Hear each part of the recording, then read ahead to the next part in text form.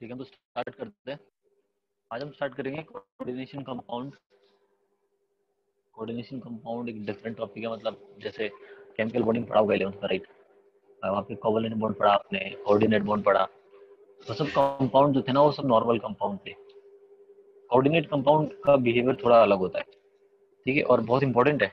12th के point of view से देखेंगे तो बहुत ज़्यादा इंपॉर्टेंट है कोऑर्डिनेशन कंपाउंड, ठीक है। तो पहले थोड़ा थ्योरी इसके बारे में कि कोऑर्डिनेट कंपाउंड जो है क्या होते हैं, कैसे उसका फॉर्मेशन होता है, उनके टेस्ट कौन कौन से होते हैं, ठीक है।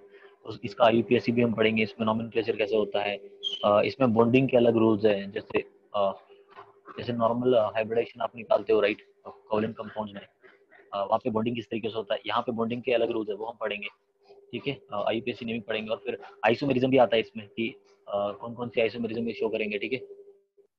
तो सब बहुत, मतलब बोल सकते हैं एक वास्ट टॉपिक है ना, बहुत लेंदी टॉपिक है। तो स्टार्ट करते हैं पहले, ठीक है। सो इन जनरल क्या होते हैं कंपाउंड्स जो होते हैं, आप लोग जानते हैं कि नॉर्मल सोल्ट जैसे NaCl हो गया, KCl हो गया, राइट, ये सब नॉर्मल सोल्ट है। मॉलिक्यूलर एडिशन कंपाउंड कुछ होते हैं, मॉलिक्यूलर सोल्ट जो है कंबाइन हो जाए, है ना। जब दो या दो से ज्यादा सोल्ट अगर कंबाइन हो जाते हैं, तो फिर जो आपको कंपाउंड मिलता है उसको मॉलिक्यूलर एडिशन कंपाउंड बोला जाता है, ठीक है।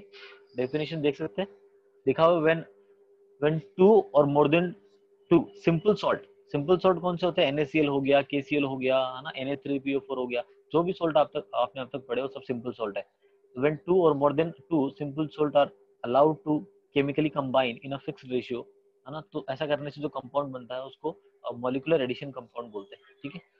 अब ये जो मॉलिक्यूलर एडिशन कंपाउंड है, ये दो तरीके के होते हैं। किस बेसिस पे? जब इन मॉलिक्यूलर एडिशन कंपाउंड वाटर के साथ मिक्स किया जाता है, इसको एक्वा सॉल्यूशन मेड किया जाता है, तो इनके बिहेवियर के बेसिस पे इनको दो पार्ट में क्लासिफाई किया गया है। First one double salt. Double salt ध्यान से सुनना, बहुत ही माइनर सा डिफरेंस है दोनों में, इसलिए बोल रहा हूँ। डबल सोल्ट में क्या होगा, आपने पहले मॉलिक्यूलर एडिशन कंपाउंड बनाया, बहुत सारे सोल्ट लेके एक मॉलिक्यूलर एडिशन कंपाउंड बनाया, ठीक है। फिर उस मॉलिक्यूलर एडिशन कंपाउंड को आपने वाटर में ऐड कर दिया, वाटर में मिक्स कर दिया, उसको एक्वा सॉल्यूशन बना लिया उसका। तो वाटर में ऐड करने से फिर उसका बिहेवियर जो है उसको आपको स्टडी करना पड़ेगा।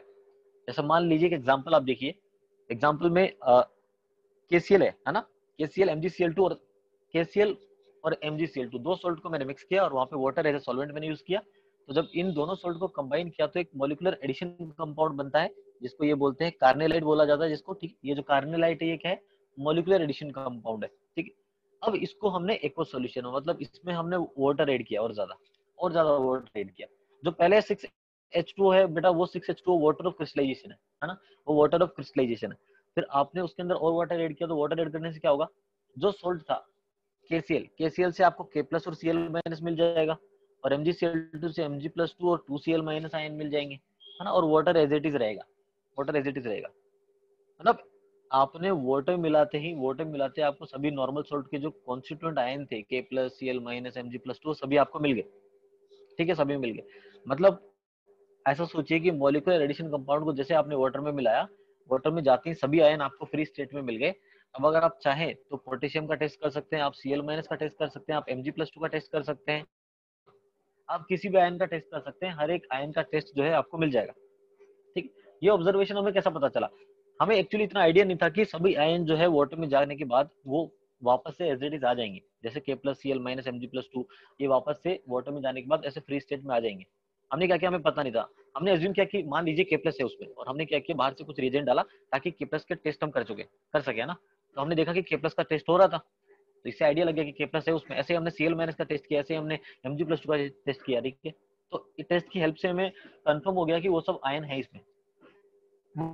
मोस्ट इंपोर्टेंट Cl माइनस का टेस्ट आप लोग जानते हैं कैसे करते हैं कि Cl माइनस क्या करना है आपको, आप AgCl डाल, GBr डाल दो, क्योंकि सिल्वर के जो हैलाइड होते हैं वो सब PPT बनाते हैं। तो आपने क्या किया, Cl माइनस जो है उसके अंदर, मान लीजिए कोई आपको बोल दे कि ये पर्टिकुलर सॉल्यूशन है, इसके अंदर Cl माइनस है या नहीं है, मुझे इतना बताइए, तो आप क्या करेंगे, उसके अंदर सिल्वर नाइट्रेट का सॉल्यूशन ऐड कर देंगे। जैसे आप सिल्वर नाइट्रेट ऐड करेंगे ना, आपको अगर AgCl का PPT मिल गया, व्हाइट कलर का PPT मिल गया, तो आप बोल देंगे कि Cl माइनस था।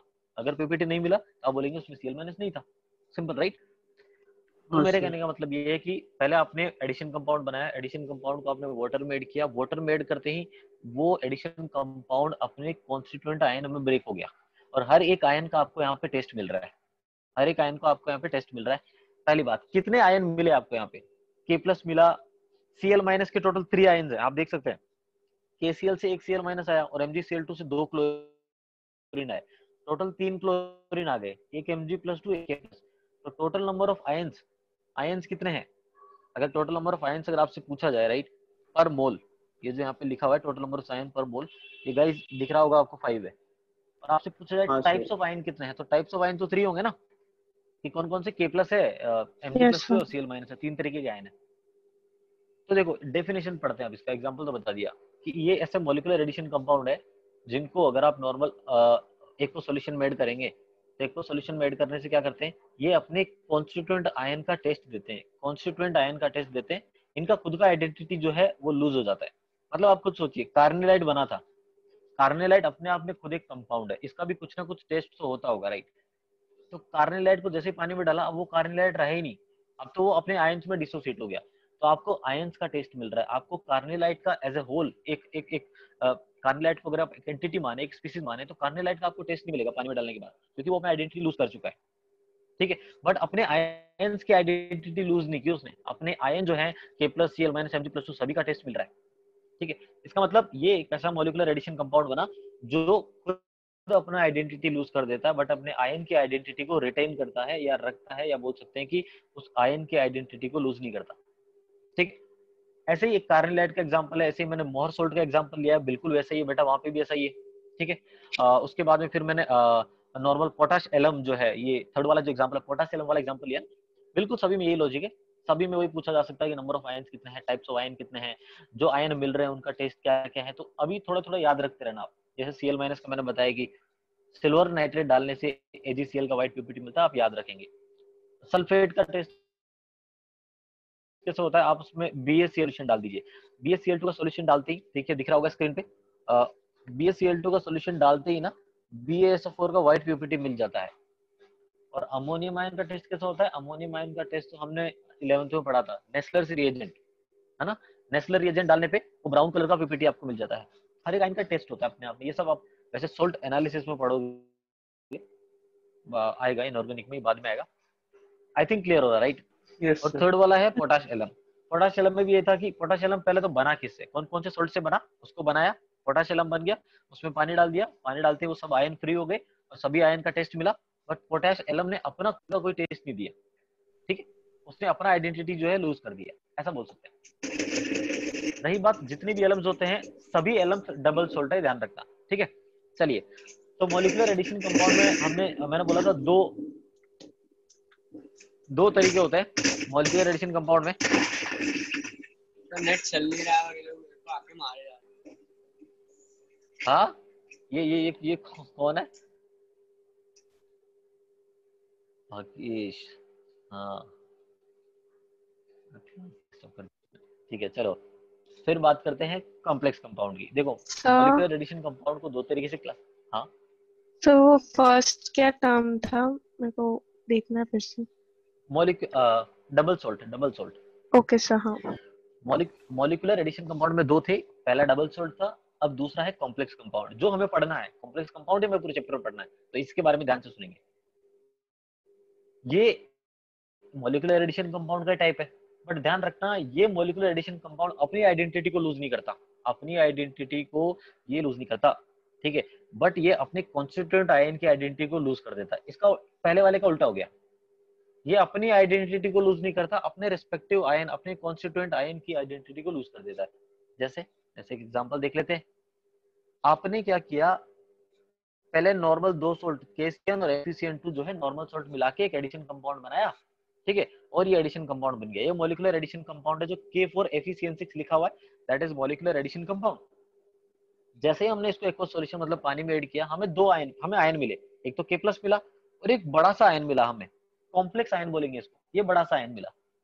ठीक है, पहली बात, टोटल नंबर ऑफ आयन कितने हैं, देखो K प्लस के 4 आयन है ना, 4 तो K प्लस है, और एक एक राइट हैंड साइड में नेगेटिव वाला लिखा हुआ आयन, तो टोटल नंबर ऑफ आयन तो 5 होंगे, ये तो आपको क्लियर है। ठीक है, अब आप खुद सोचिए, यहाँ पे एक पूरे बॉक्स के अंदर Fe लिखा हुआ है और साइनाइड है ना, FeCN6 लिखा हुआ है पूरा, आप देख सकते हैं FeCN6 लिखा हुआ है और -4 लिखा हुआ है। ये पूरा अपने आप में एक स्पीशीज है। इसके अंदर से Fe+2, इसके अंदर से CN- साइनाइड माइनस नहीं मिलेगा, नहीं मिलेगा। ये पूरा अपने आप में एक स्पीशीज है। इसका मतलब अगर आप मान लीजिए आपको कोई बोले कि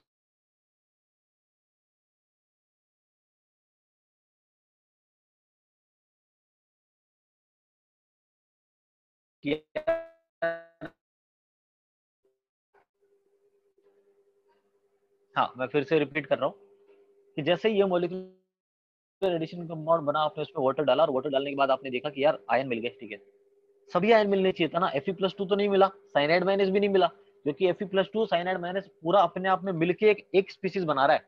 वो पूरा जो ये है, ये जो कॉम्प्लेक्स है ना, ये पूरा अपने आप में एक स्पीशीज है। मैं बोलूंगा इसको ये कॉम्प्लेक्स आयन है। आई होप क्लियर हो रहा है, राइट। तो अगर आपको बोला जाए कि यहाँ पे Fe+2 का टेस्ट मिलेगा क्या, आप बोलोगे Fe+2 का टेस्ट नहीं मिलेगा, चांस ही नहीं है। Fe+2 का टेस्ट नहीं मिलेगा, साइनाइड का भी नहीं मिलेगा, बट पोटेशियम का मिल जाएगा, क्योंकि पोटेशियम तो बाहर है, अलग से रखा हुआ है। इसका मतलब कॉम्प्लेक्स, इसका मतलब मॉलिक्यूलर एडिशन कंपाउंड ने अपनी आइडेंटिटी को रिटेन किया है, पानी में डालने के बाद भी अपनी आइडेंटिटी लूज नहीं की उसने, है ना। बट कॉन्स्टिट्यूएंट आयन की आइडेंटिटी लूज हो गई। आप खुद सोचिए, आपने मॉलिक्यूलर एडिशन कंपाउंड कैसे बनाया था, आपने FeCN2 से बनाया था, उसके अंदर Fe+2 भी था, वो Fe+2 है ना, अब अपनी आइडेंटिटी लूज कर चुका है, राइट। आई होप क्लियर हो रहा है। यस। रही बात ये FeCN6-4 वाली बात, ये कॉम्प्लेक्स आयन है, मैंने बोला, ध्यान रखना। कॉम्प्लेक्स आयन इस पूरे चैप्टर में आपको कैसा पता चलेगा कॉम्प्लेक्स कंपाउंड है, क्लोज ब्रैकेट आपको दिखेगा, है ना। मैथमेटिक्स में जानते हैं आप क्लोज ब्रैकेट क्या होता है, क्लोज ब्रैकेट दिखेगा। क्लोज ब्रैकेट में सबसे पहले जो लिखा हुआ रहता है वो सेंट्रल मेटल एटम होता है। जैसे यहाँ पे एग्जांपल से मैंने बता रखा है, CMA लिखा उसे, या फिर सेंट्रल मेटल एटम रहेगा। तो आयन यहाँ पे सेंट्रल मेटल एटम है। ये डी ब्लॉक के कंपाउंड्स होते हैं, डी ब्लॉक के एलिमेंट्स होते हैं, सॉरी, डी ब्लॉक के एलिमेंट होते हैं जो ऐसा करते हैं।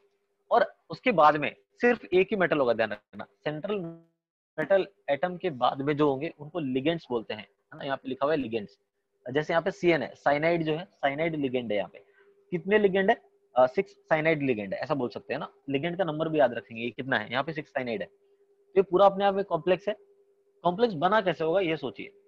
Fe+2 एक डी ब्लॉक का एलिमेंट है, और डी ब्लॉक का एलिमेंट है तो उसके पास वेकेंट ऑर्बिटल होंगे, ऑब्वियस सी बात है, बहुत सारे वेकेंट ऑर्बिटल है उसके पास। जो लिगेंड होता है ना, लिगेंड अपना लोन पेयर डोनेट करता है सेंट्रल मेटल एटम के वेकेंट ऑर्बिटल में। लिगेंड अपना लोन पेयर डोनेट करता है सेंट्रल मेटल एटम को उसके वेकेंट ऑर्बिटल में। राइट हैंड साइड में कॉर्नर में देखिए FeCN6 का -4 का मैंने स्ट्रक्चर बना रखा है। यहाँ पे 6 CN- थे, सभी ने एक एक लोन पेयर डोनेट किया Fe+2 को। Fe+2 के पास इसका मतलब 6 वेकेंट ऑर्बिटल थे, है ना, ज्यादा भी हो सकते हैं। 6 वेकेंट ऑर्बिटल में चाहिए तो 6 साइनाइड जो है उन्होंने सभी ने एक एक लोन पेयर अपना डोनेट कर दिया। ये लोन पेयर डोनेट कर रहे हैं, तो यहाँ पे जो बॉन्ड बन रहा है गाइस, वो बन रहा है कोऑर्डिनेट बॉन्ड। मतलब इन शॉर्ट, मेटल और लिगेंड के बीच में कौन सा बॉन्ड बनेगा, कोऑर्डिनेट बॉन्ड बनेगा। पहले तो ये क्लियर रखिए। लिगेंड लोन पेयर डोनेट करता है सेंट्रल मेटल एटम को, सेंट्रल मेटल एटम उस लोन पेयर को एक्सेप्ट करता है अपने ऑर्बिटल में, अपने वेकेंट ऑर्बिटल में। पहले तो ये कहानी समझिए, ठीक है। और कॉम्प्लेक्स कंपाउंड कैसा दिखेगा, क्लोज ब्रैकेट जैसा आपको दिखेगा, धीरे धीरे समझ में आने लगेगा।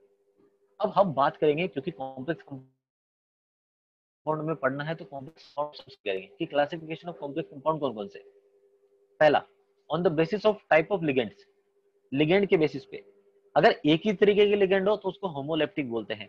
होमोलेप्टिक मतलब एक ही तरीके के लिगेंड। जैसे आप देखिए, आपके सामने जो एग्जांपल लिखा हुआ है, कॉपर मेटल, कॉपर वहां पे मेटल है और अमोनिया वहां पे लिगेंड है, और अमोनिया 4 दिए हुए हैं, 4 अमोनिया लिखे मैंने। बट लिगेंड एक ही तरीके के है ना, सभी के सभी अमोनिया ही तो है, कोई दूसरा लिगेंड तो नहीं है यहाँ पे। तो 4 लिगेंड है, चारों के चारों अमोनिया है, इसका मतलब ये होमोलेप्टिक हो गया, सेम टाइप ऑफ लिगेंड है ना। और इसका नाम भी ध्यान रखना है, इसको स्विट्जर सॉल्ट बोलते हैं, स्विट्जर सॉल्ट बोलते हैं, इसको याद रखना। उसके बाद आता है गाइस हेट्रोलेप्टिक। हेट्रोलेप्टिक मतलब डिफरेंट टाइप ऑफ लिगेंड, है ना, मतलब एटलीस्ट 2 डिफरेंट लिगेंड तो होने चाहिए। जैसे नीचे देखिए, अमोनिया भी है, वाटर भी है और ब्रोमीन भी है, 3 डिफरेंट लिगेंड है, 3 डिफरेंट लिगेंड है यहाँ पे, तो इसको बोलेंगे हेट्रोलेप्टिक कॉम्प्लेक्स, ठीक है। ये तो पहला क्लासिफिकेशन हो गया। सेकंड आएगा on the basis of degree of dissociation. अच्छा, डिग्री ऑफ डिसोसिएशन का क्या मतलब है, पहली बात मैं आपको बता दूं, जो भी कॉम्प्लेक्स आयन बना था, चलिए पहले मैं एग्जांपल से क्लियर करूंगा ये, इसको समझना थोड़ा इंपॉर्टेंट है और थोड़ा डाइजेस्ट भी नहीं होगा इतना जल्दी से आपको। डिग्री ऑफ डिसोसिएशन के बेसिस पे 2 तरीके के होते हैं, एक परफेक्ट कॉम्प्लेक्स होता है, एक इम्परफेक्ट कॉम्प्लेक्स होता है। पहली बात, जैसे मैंने कॉम्प्लेक्स बोला, कॉम्प्लेक्स बोला आपके दिमाग में होना चाहिए कि कॉम्प्लेक्स मतलब उसके अंदर मेटल भी होगा, उसके अंदर लिगेंड भी होगा, दोनों होंगे, ऑब्वियस सी बात। परफेक्ट कॉम्प्लेक्स मतलब वो कॉम्प्लेक्स जो है वो बहुत स्टेबल है। परफेक्ट कॉम्प्लेक्स मतलब वो कॉम्प्लेक्स बहुत ज्यादा स्टेबल है, वो कॉम्प्लेक्स बहुत ही ज्यादा स्टेबल है, हाईली स्टेबल है, सब बोल सकते हैं। ठीक है, तो परफेक्ट कॉम्प्लेक्स का डेफिनेशन देख लेते हैं पहले। Complex compound which do not give test of their constituent ion due to their negligible degree of dissociation. चलिए इसका क्या मतलब है, और लिखा हुआ है रिलेटिवली मोर स्टेबल, है ना, जैसे मैंने बताया कि ज्यादा स्टेबल होते हैं। अच्छा, रिलेटिवली लिखा है, किससे कंपेयर किया, इम्परफेक्ट कॉम्प्लेक्स से कंपेयर किया गया ना, तो परफेक्ट कॉम्प्लेक्स ज्यादा स्टेबल होते हैं कंपेयर टू इम्परफेक्ट कॉम्प्लेक्स। चलिए परफेक्ट कॉम्प्लेक्स समझते हैं। पहले मान लीजिए आपने क्या किया कि केसीएन और सीयूसीएन मिला के एक कॉम्प्लेक्स बनाया, ये पूरा कॉम्प्लेक्स कंपाउंड है। जस्ट अ मिनट, ये पूरा एक कॉम्प्लेक्स कंपाउंड है। अब इस कॉम्प्लेक्स कंपाउंड में जैसे आपने इसको कॉम्प्लेक्स कंपाउंड को पानी में डाला, वाटर में डालते ही क्या हुआ, वाटर में डालते ही आपको के प्लस तो अलग मिल गया, बाहर वाला पार्ट तो अलग मिल गया, और जो क्लोज ब्रैकेट वाला है ना, क्लोज ब्रैकेट वाला पूरा अपने आप में एक स्पीसीज है, पूरा अपने आप में एक एंटिटी है, वो मिल गया आपको। ठीक है, 3 के प्लस मिल गया और CuCN का 4 -3 मिल गया। अच्छा, उस पूरे कॉम्प्लेक्स में -3 क्यों आया, क्योंकि बाहर 3 पोटेशियम थे, 3 पोटेशियम पे मिला के +3 होगा, तो इस पूरे कॉम्प्लेक्स में -3 आएगा। चार्ज बैलेंस तो क्लियर है। अब इस कॉम्प्लेक्स को ध्यान से देखेंगे, ये कॉम्प्लेक्स परफेक्ट आया नहीं था, इस कॉम्प्लेक्स आयन से पता चलेगा। इस कॉम्प्लेक्स आयन का डिसोसिएशन गाइस होता है, बहुत ही कम होता है। बट देखिए मैंने आपको बताया था कि ये कॉम्प्लेक्स जो है ये इससे कभी भी Cu+2 या Cn- नहीं मिलेगा, मैंने अभी थोड़ी देर पहले बताया था आपको। यहाँ पे मैं बोल रहा हूँ कि डिसोसिएशन, आप सोच रहे होंगे सर जो स्टेटमेंट है वो कॉन्ट्राडिक्ट कर रहा है, मतलब आपने पहले कहा कि डिसोसिएशन नहीं होता है, आप यहाँ पे डिसोसिएशन करवा रहे हो। देखो डिसोसिएशन का मतलब है कि 1 to 10%, उससे ज्यादा नहीं होते। जितने भी कॉम्प्लेक्स आयन है वो 1 to 10% के आसपास डिसोसिएट होते हैं, उससे ज्यादा नहीं होते। और 1 to 10 में भी दो कैटेगरी बना दी हमने, जो कम डिसोसिएट हो रहा है, जो ज्यादा डिसोसिएट हो रहा है। अब ज्यादा का मतलब ये मत सोच लेना कि 100% हो रहा है, बिल्कुल नहीं। ज्यादा मतलब है वो 10%, 10% से कम ही है, वो 10% से कम ही, ये ध्यान रखना, है ना। और वेरी लेस डिसोसिएशन मतलब बहुत ही कम, मतलब 1-2% के आसपास डिसोसिएशन हो रहा है। तो जो कॉम्प्लेक्स आपके सामने दिख रहा है CuCN का होल 4 -3, इसका बहुत ही कम डिसोसिएशन होता है, और इससे आपको बहुत ही कम Cu+2 मिलता है और बहुत ही कम साइनाइड माइनस मिलता है। कैसे पता चलेगा कि यार बहुत ही कम Cu+2 मिला, हम सोचेंगे, हम Cu+2 का टेस्ट करेंगे। Cu+2 का टेस्ट करने के लिए आप H2S गैस पास करते हो सॉल्यूशन से। मैंने H2S गैस पास की सॉल्यूशन से, अगर मुझे H2S गैस पास करने के बाद में अगर ब्लैक कलर का पीपीटी मिल जाता, जो कि Cu2S के बनने से ब्लैक कलर का पीपीटी बनता है, अगर ब्लैक कलर का पीपीटी मुझे मिल जाता तो मैं बोल देता कि उस सॉल्यूशन में Cu+2 है। पर जब मैंने उसके अंदर H2S गैस पास की तो मुझे पीपीटी नहीं मिला। पीपीटी नहीं मिला इसका मतलब उसके अंदर Cu+2 नहीं है, या फिर अगर है भी तो बहुत ही कम है, इतना कम है कि वो रिएक्शन ही नहीं कर रहा। समझ रहे हो मेरी बात, मैं क्या बोल रहा हूँ, यहाँ तक पिक्चर क्लियर है। हाँ सर। ठीक है, चलिए बढ़िया। तो पीपीटी नहीं मिल रहा, पहली बात। अब आयोनिक से रिलेट कर रहा हूँ, पीपीटी नहीं मिल रहा मतलब क्या है, पीपीटी बनने का कंडीशन क्या होता है, पीपीटी बनने का कंडीशन होता है when ionic product is greater than KSP। यहाँ पे पीपीटी नहीं बन रहा, इसका मतलब ionic product is less than KSP, जो कि लिखा हुआ है स्क्रीन पे दिख रहा होगा आपको। ठीक है, ionic product is less than KSP लिखा हुआ है, क्यों, क्योंकि पीपीटी नहीं बन रहा है। अगर पीपीटी बना होता तो ionic product greater than KSP हो जाता। ये एक एग्जांपल हो गया। ठीक है, यहाँ पे डिग्री ऑफ डिसोसिएशन बहुत ही कम है। इम्परफेक्ट कॉम्प्लेक्स में क्या होगा, इम्परफेक्ट कॉम्प्लेक्स में डिग्री ऑफ डिसोसिएशन पहले वाले से थोड़ा ज्यादा होगा, परफेक्ट से थोड़ा ज्यादा होगा। बट ज्यादा मतलब ये नहीं कि 100% होगा, बिल्कुल नहीं होगा, 10% से कम ही, बट उससे थोड़ा ज्यादा है। कैसा पता चला, आपने KCN लेके और CdCN2 लेके, मतलब आप ऐसा इमेजिन कीजिए, आपने KCN और CdCN2 लेके एक कॉम्प्लेक्स बना लिया, कॉम्प्लेक्स बन गया, इसको एक सॉल्यूशन में डाला तो K+ बन गया और एक एनायन मिल गया आपको, कॉम्प्लेक्स एनायन मिल गया। ये कॉम्प्लेक्स एनायन जो है, इस कॉम्प्लेक्स एनायन की मैं बात कर रहा हूँ, जो कि लेस स्टेबल है। हमने क्या किया, हमने देखा कि यार ये कॉम्प्लेक्स एनायन भी थोड़ा इसमें कैडमियम है, इसमें साइनाइड है, तो थोड़ा बहुत कैडमियम हमें मिला, थोड़ा बहुत साइनाइड हमें मिला, मतलब थोड़ा बहुत डिसोसिएशन हो रहा है इसका। अब ज्यादा हो रहा है कम हो रहा है, इसके लिए मुझे थोड़ा टेस्ट करना पड़ेगा। मैंने H2S गैस पास कर दिया, मैंने बिना सोचे समझे H2S गैस को पास कर दिया। जैसे ही H2S गैस पास किया, मैंने देखा कि यार वहां पे येलो कलर का पीपीटी मिल गया मुझे, सीडीएस का पीपीटी मिला, मतलब मेरे को क्लियर है कि CD+2 है उसमें, उस सॉल्यूशन में CD+2 आया है, तभी तो सीडीएस का पीपीटी मिला। और CD+2 कहां से आया होगा, CD+2 आया कॉम्प्लेक्स से। इसका मतलब ये कॉम्प्लेक्स अच्छा खासा डिसोसिएट हो रहा है, तभी CD+2 दिया इसने। ये कॉम्प्लेक्स, इसका डिग्री ऑफ डिसोसिएशन थोड़ा ज्यादा है, तभी इसने CD+2 दिया मुझे, तभी मुझे CD+2 का टेस्ट मिल रहा है। और क्योंकि पीपीटी मिल रहा है गाइस, इसलिए लिखा मैंने लास्ट में ionic product is greater than KSP। हर एक टर्म का बहुत ही डीप मीनिंग है, जो बताया जा रहा है उसको समझते रहना, ठीक है। आई थिंक जो परफेक्ट और इम्परफेक्ट के, पहली बात परफेक्ट और इम्परफेक्ट का डेफिनेशन समझ में आया। दोनों के बीच में मतलब मैं आपको इन शॉर्ट अगर बताऊं तो एक ही कॉम्प्लेक्स है ना, वो परफेक्ट की तरह भी बिहेव कर सकता है, वो इम्परफेक्ट की तरह भी बिहेव कर सकता है। कोई डिफरेंस का इनमें कोई मेन रीजन नहीं है, मतलब कोई पॉइंट नहीं है कि जिससे आप डिफरेंशिएट कर सकें इनको, समझ रहे हो।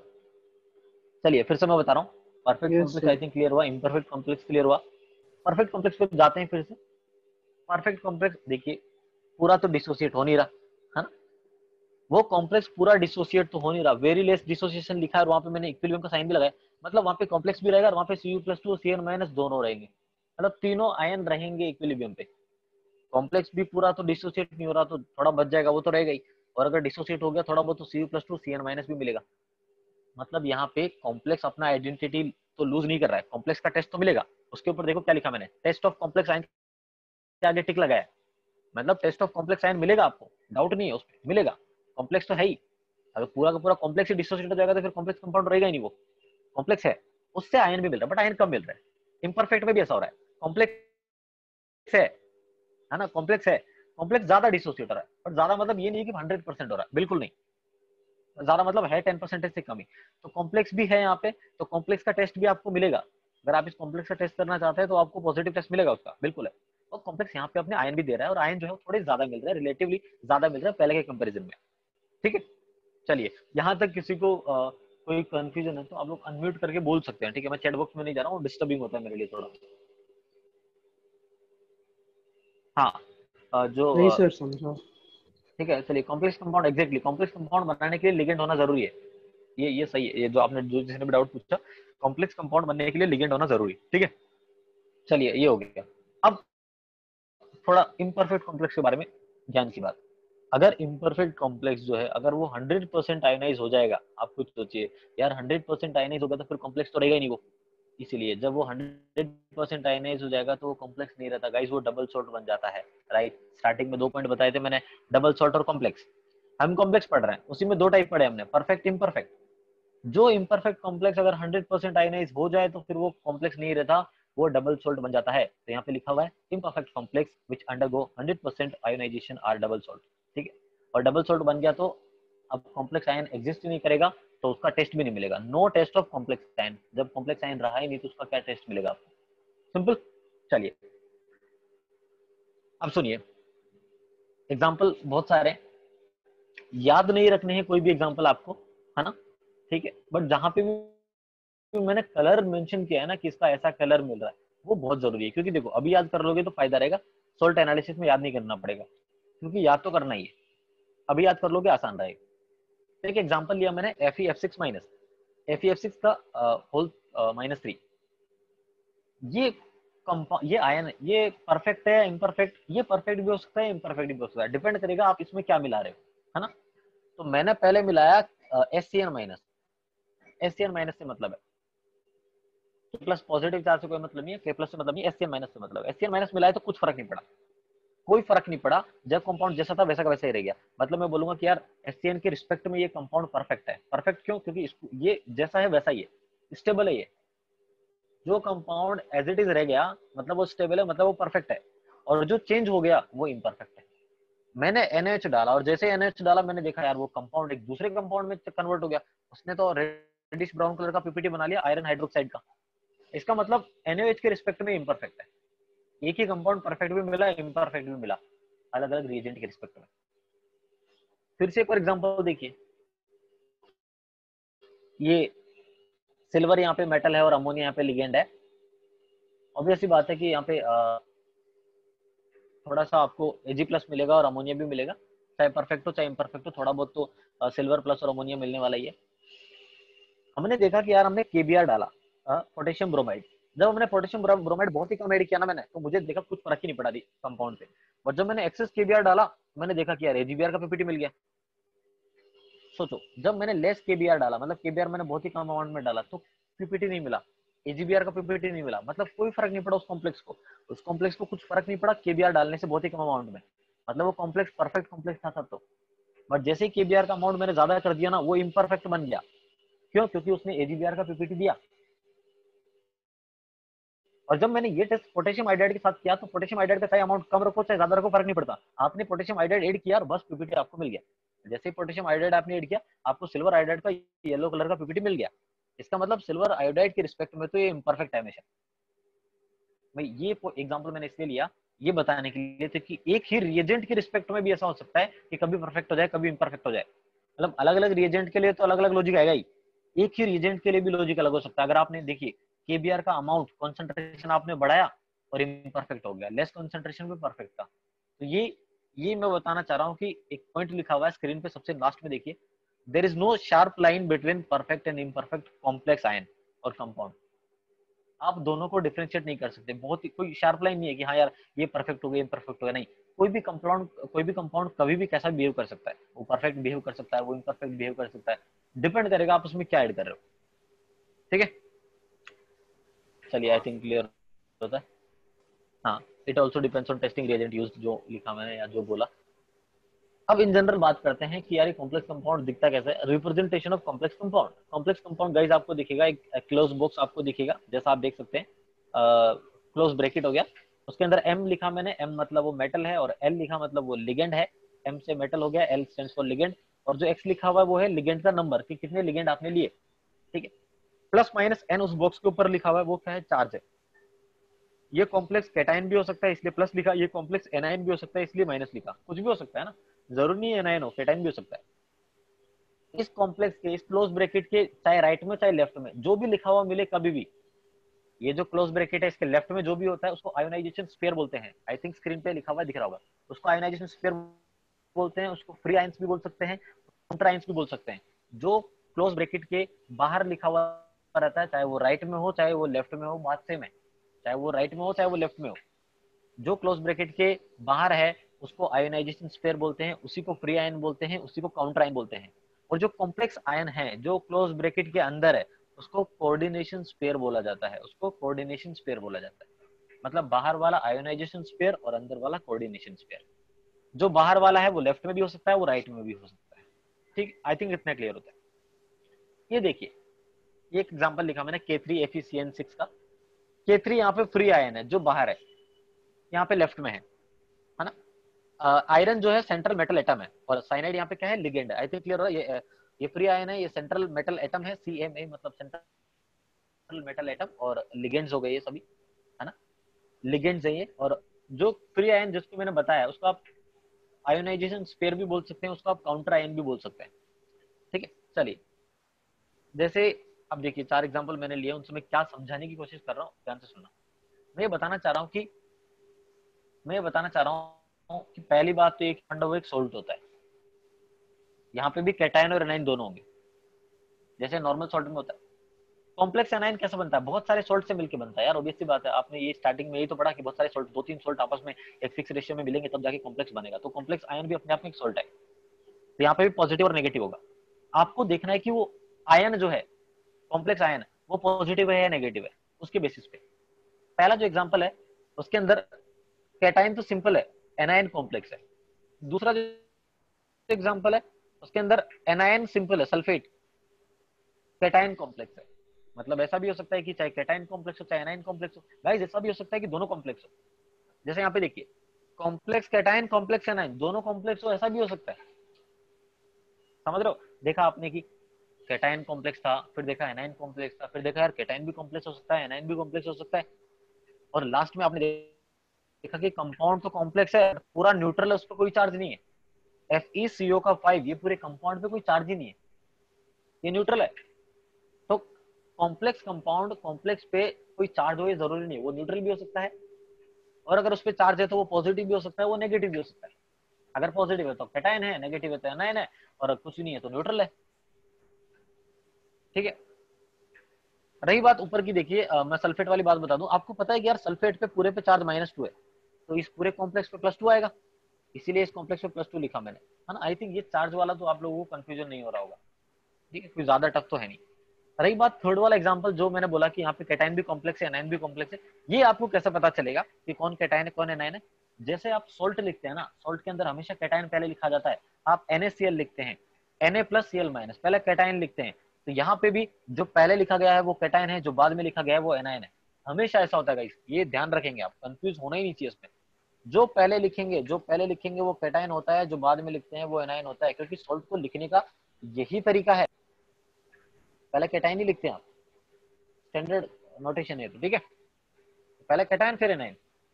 चलिए आई थिंक यहाँ तक किसी को डाउट नहीं है, ये तो एक बार बता दीजिए, नहीं किसी डाउट है यहाँ तक तो बता दीजिए।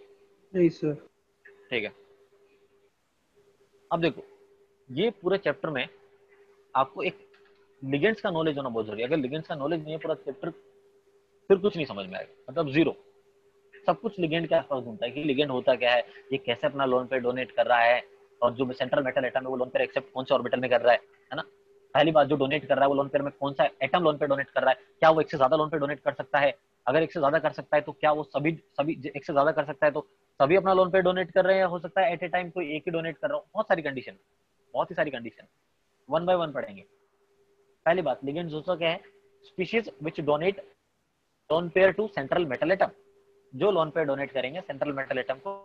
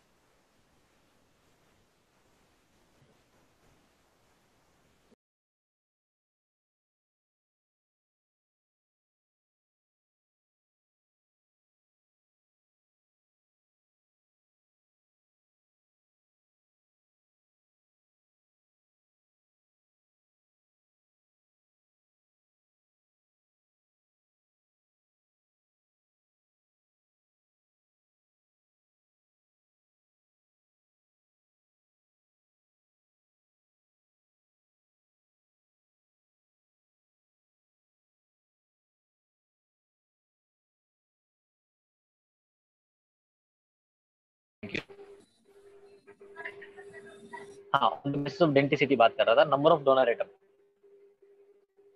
अगर एक ही डोनेट करने वाला एटम है तो मोनोडेंटेड बोलेंगे, अगर दो है तो बाइडेंटेड बोलेंगे, थ्री है तो ट्राइडेंटेड बोलेंगे, फोर है तो टेट्राडेंटेड बोलेंगे, ऐसे ऐसे नाम चलते रहेंगे, और बहुत ही ज्यादा है तो पॉलीडेंटेड बोल देंगे, बस बात खत्म है ना। पहले मोनोडेंटेड लिगेंड की बात करते हैं। मोनोडेंटेड लिगेंड मतलब जहां पे डोनर एटम सिर्फ एक है, एक ही डोनर एटम है ना, ओनली वन डोनर एटम।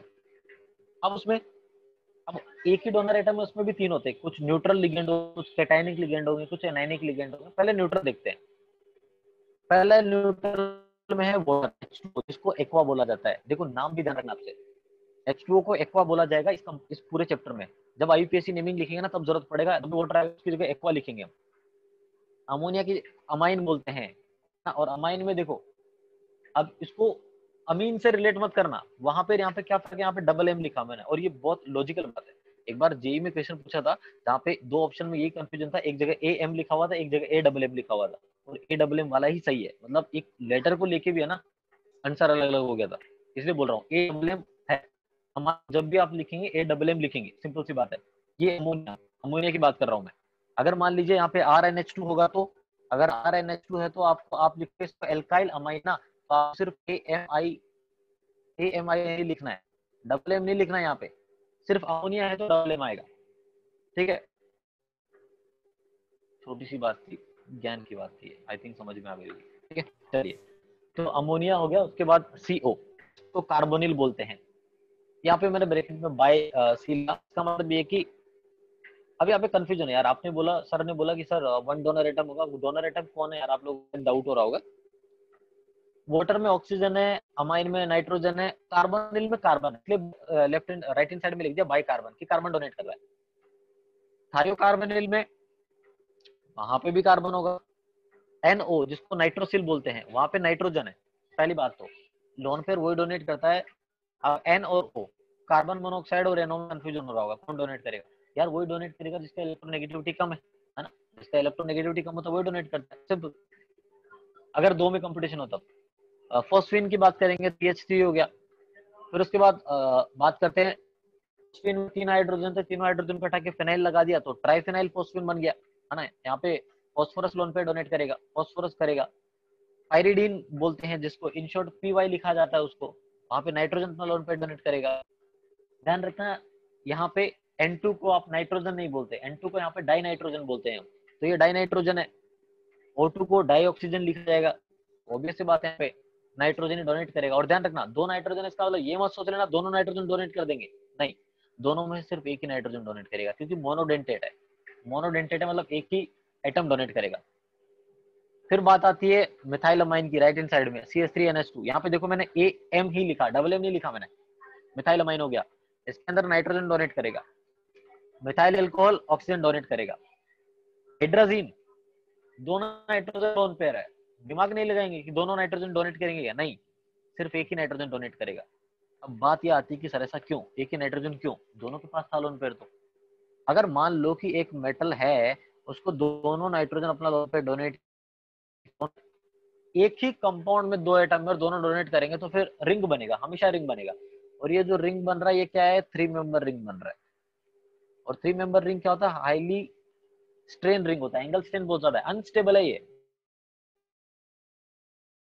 इसलिए दोनों नाइट्रोजन के पास लोन पेयर होते हुए भी डोनेट दोनों में से सिर्फ एक करता है, दोनों डोनेट नहीं करेंगे, क्योंकि अगर दोनों डोनेट कर दिए तो रिंग बन जाएगा, और रिंग बनेगा 3 मेंबर रिंग, जो कि हाईली अनस्टेबल होता है। ठीक है, चलिए। तो इसी में कैटायनिक लिगेंड, ध्यान, कैटायनिक लिगेंड में हम क्या करते हैं, आपको आयन, आपको कंपाउंड का नाम पता होना चाहिए, और अगर वो कैटायन बना रहा है तो लास्ट में आप लिखेंगे IUM, EM लिख देंगे लास्ट में। जैसे O2 को आप, O2 जो है उसको ऑक्सीजीनियम लिखा गया है ना, लास्ट में IUM लिखा गया है। देखिए NO जिसको नाइट्रोसिल लिखा था मैंने न्यूट्रल में, NO प्लस को नाइट्रोसिलियम IUM लिखा, या फिर इसको नाइट्रोसोनियम भी बोलते हैं। ठीक है, NO2 प्लस जिसको नाइट्रोनियम लिखा गया है, IUM लास्ट में लिखा गया है। हाइड्राजीन जो था, हाइड्राजीन में अगर एक H ऐड कर देंगे तो बन जाएगा NH2 NH3 प्लस, ये वाला, और इसको बोला गया हाइड्राजीनियम, IUM लास्ट में ऐड किया है। और सबसे लास्ट वाला ग्रुप, ये तो आप बहुत ही फेमिलियर होंगे इसके साथ ना, असाइल ग्रुप बोलते हैं या इसको एस्टाइल बोलते हैं। अच्छा यार ये मैंने यहाँ पे गलत लिखा, असाइलियम लिखना चाहिए ना, ये असाइलियम तो लिखा ही नहीं मैंने यहाँ पे, असाइलियम होगा ये। ठीक है, असाइलियम, हाँ सर। IUM जरूर आएगा। ठीक है, आई थिंक अब क्लियर हो गया होगा, ये कैटायनिक हो गया।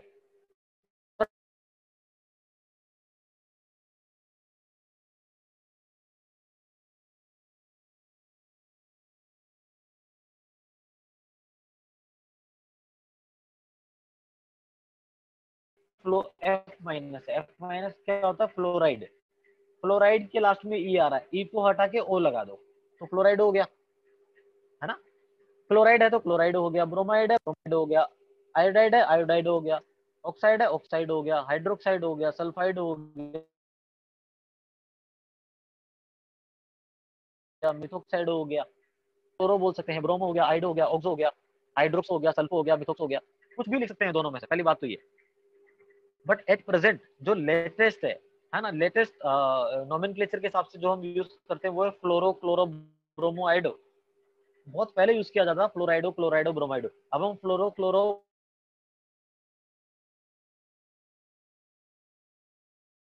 ब्रोमो प्रेफर करते हैं, ध्यान रखना।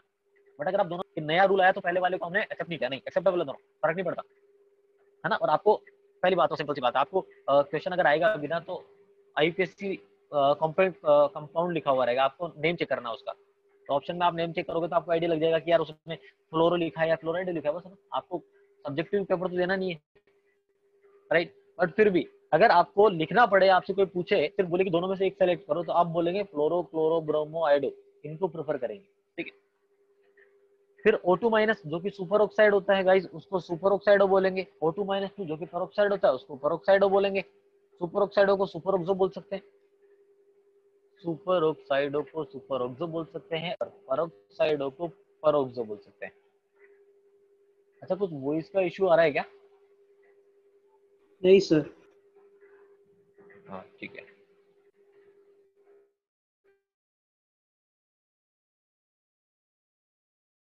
क्योंकि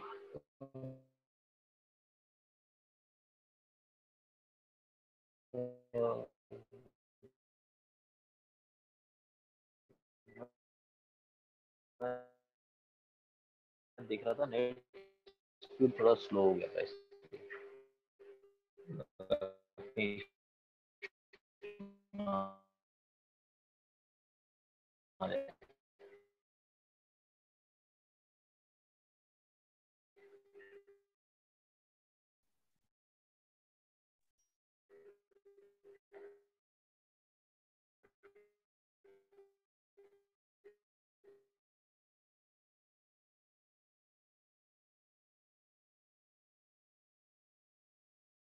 ठीक है, तो आप, हाँ, और परोक्साइडो को इसको अजाइडो बोल देंगे ना, ई हटा के ओ लगा दिया।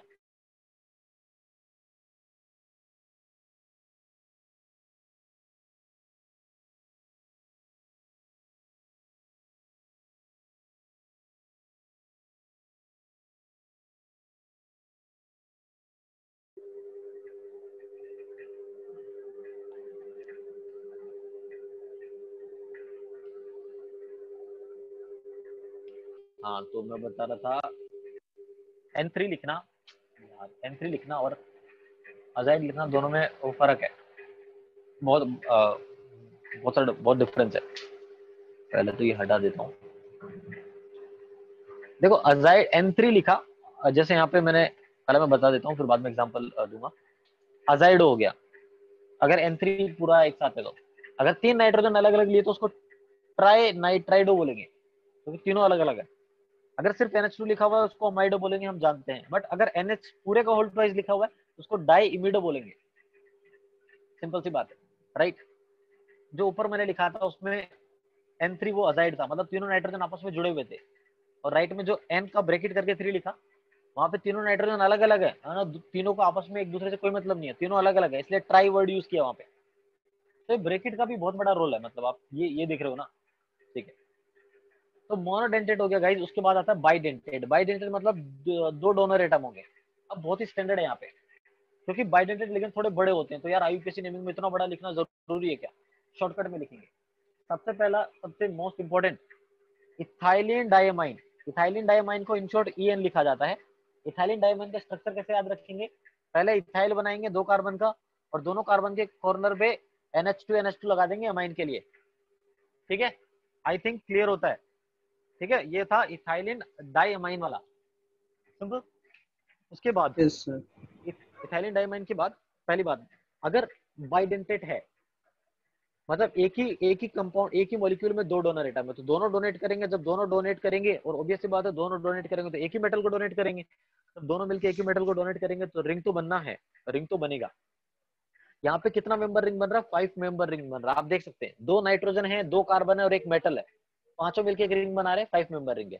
और रिंग बनने से कंपाउंड की स्टेबिलिटी बढ़ती है, इसलिए ये स्टेबल होते हैं कंपाउंड ऐसे, जहाँ पे बाइडेंटेट लिगेंड होते हैं, जहाँ पे ट्राइडेंटेट लिगेंड होते हैं, वो कंपाउंड रिलेटिवली स्टेबल होते हैं, क्योंकि वहाँ पे रिंग बनती है ना। तो लिखा हुआ है stable due to chelation. Chelation effect आप लोग जानते हैं, रिंग का फॉर्मेशन जो होता है। इस लिगेंड के बारे में और क्या क्या बातें करेंगे यार? ये लिगेंड जो है आपको देखने से नहीं लग रहा क्या कि ये सिमेट्रिकल लिगेंड है ना? आप देख सकते हैं, अगर मैं यहाँ पे एक एक्सिस बनाऊं, ये वाला एक्सिस बनाऊं, देखो इस एक्सिस के रिस्पेक्ट में दोनों साइड सिमेट्री लग रही है, और ये लिगेंड तो अपने आप में न्यूट्रल है ना, इस पूरे लिगेंड में कोई चार्ज नहीं है, तो ये लिगेंड न्यूट्रल है और ये सिमेट्रिकल लिगेंड है। ये भी बात आपको ध्यान रखनी है कि कितना मेंबर रिंग बना रहा है, वो सिमेट्रिकल है या नहीं है, उस पर क्या चार्ज है, ये सब बातें ध्यान रखनी होती है। शॉर्टकट में उसको क्या लिखते हैं? EN उसको लिखते हैं, ये भी पता होना चाहिए, ठीक है। उसके बाद आता है एलिन डायोमाइन को PN लिखा जाता है, प्रोपाइल ग्रुप, प्रोपाइल ग्रुप है ना, और फिर NH2 है। स्ट्रक्चर जैसा है, 3 कार्बन एक साथ लिख दिए, ये प्रोपाइल माइन का स्ट्रक्चर है।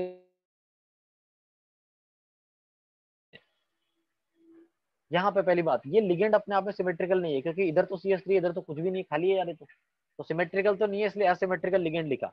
न्यूट्रल तो ये है, और ये भी 5 मेंबर रिंग बना रहा है, ये भी बात आपको क्लियर है, ठीक है। Yes sir. ब्यूटाइलिन डायमाइन को BN से लिखेंगे। यहाँ पे ब्यूटाइल ग्रुप आ गया यार, ये सिमेट्रिकल लग रहा है, देखो यहाँ से देखो, सिमेट्री लेफ्ट और राइट में सिमेट्री लग रहा है, तो ये सिमेट्रिकल होगा। ये न्यूट्रल तो है ही, और यहाँ पे भी 5 मेंबर रिंग बन रहा है, बिल्कुल सही बात है। और ध्यान रखना 5 और 6 मेंबर रिंग ही फेवरेबल होता है ना, ये बनेगा तो कंपाउंड स्टेबल बनेगा। फिर उसके बाद आता है tri methyl diamine. Tri methyl मतलब 3 मिथाइल होंगे, है ना। तो 3 मिथाइल लगा दिए, देखो 1 2 3, और डाइमाइन मतलब 2 नाइट्रोजन, 2 NH2 लगा दिए कॉर्नर पे, तो ये हो गया ट्राई मिथाइल डाइमाइन। इसको TN बोलेंगे।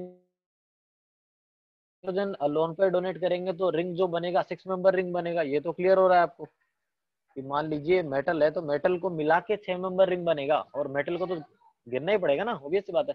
6 मेंबर रिंग बनेगा, और 6 मेंबर रिंग है तो वो न्यूट्रल तो है ही लिगेंड, और दूसरी बात सिमेट्रिकल भी है लिगेंड यार, देखने से लग रहा है सिमेट्रिकल है, इसमें तो कोई डाउट ही नहीं होना चाहिए किसी को। ठीक है, देखिए यहाँ से एक्सेस पास किया तो सिमेट्रिकल है लिगेंड। ठीक है, चलिए अब आया नेक्स्ट इसी में डाई पाइरिडिन जिसको बोलते हैं। जैसे पाइरिडीन हो रहा था ना, 2 पेरिडीन की रिंग को ऐड कर दो एक बॉन्ड से, तो डाई वर्ड यूज कर लेंगे। उस पाइरिडीन को PY लिखते हैं, इसको DIPY लिख देंगे। यहाँ पे दोनों नाइट्रोजन लोन पे डोनेट करेंगे तो 5 मेंबर रिंग बनेगा, ऑब्वियस सी बात है, वो न्यूट्रल है और ये सिमेट्रिकल है। सिमेट्रिकल क्यों बोला, ये देखिए सिमेट्रिकल है। ये आपने सर 5 मेंबर रिंग कैसे बोला, 5 मेंबर कैसे बनेगा, पहली बात देखो देखो, मेटल होगा एक तो 1, फिर ये नाइट्रोजन होगा 2, फिर ये कार्बन होगा 3, फिर ये कार्बन होगा 4, फिर ये नाइट्रोजन होगा 5, फिर 5 मेंबर रिंग बन गया, है ना। ऐसे ही होता है ऑक्सिलेटो। ऑक्सिलेटो क्या होता है, ऑक्सिलेटो होता है C2O4-2, C2O4-2, तो C2O4-2 का स्ट्रक्चर बनाया हुआ आपके सामने, किसको, सेंट्रल मेटल एटम को। तो यहाँ पे कितना मेंबर रिंग बनेगा, यहाँ पे ये जो रिंग बन रहा है ये ऑब्वियस सी बात है 5 मेंबर रिंग होगा। ऑक्सिलेटो एक एनायनिक लिगेंड है, ऑब्वियस सी बात है, एनायन है, नेगेटिव चार्ज है, -2 है, एनायनिक लिगेंड है। सिमेट्रिकल तो ये है ही, कोई डाउट ही नहीं है, सिमेट्रिकल तो ये है, और 5 मेंबर रिंग ये बना रहा है। ऐसे आता है ग्लाइसिनेटो, जिसको GLY लिखते हैं इन शॉर्ट में, ऑक्सिलेटो को OX लिखा जाता है, ग्लाइसिनेटो को GLY लिखेंगे। ग्लाइसिन आपने सुना होगा, ग्लाइसिन एक अमीनो एसिड होता है, ग्लाइसिन एक अमीनो एसिड होता है, उस ग्लाइसिन से ही ग्लाइसिनेटो आया है ना। ग्लाइसिन क्या होता है, ग्लाइसिन होता है एक्चुअली में NH2 CH2 C double bond OH carboxylic acid. अब इस एसिड में से H हटा दो, नेगेटिव लगा दो, तो ग्लाइसिनेटो बन जाएगा, और वही बनाया हुआ है मैंने। तो ग्लाइसिनेटो आई थिंक समझ में आ रहा है। ग्लाइसिनेटो ये भी बाइडेंटेट लिगेंड है, यहाँ पे 2 डोनर एटम है, कौन कौन डोनेट कर रहा है पता होना चाहिए। एक जगह नाइट्रोजन डोनेट कर रहा है, दूसरी जगह ऑक्सीजन माइनस डोनेट कर रहा है।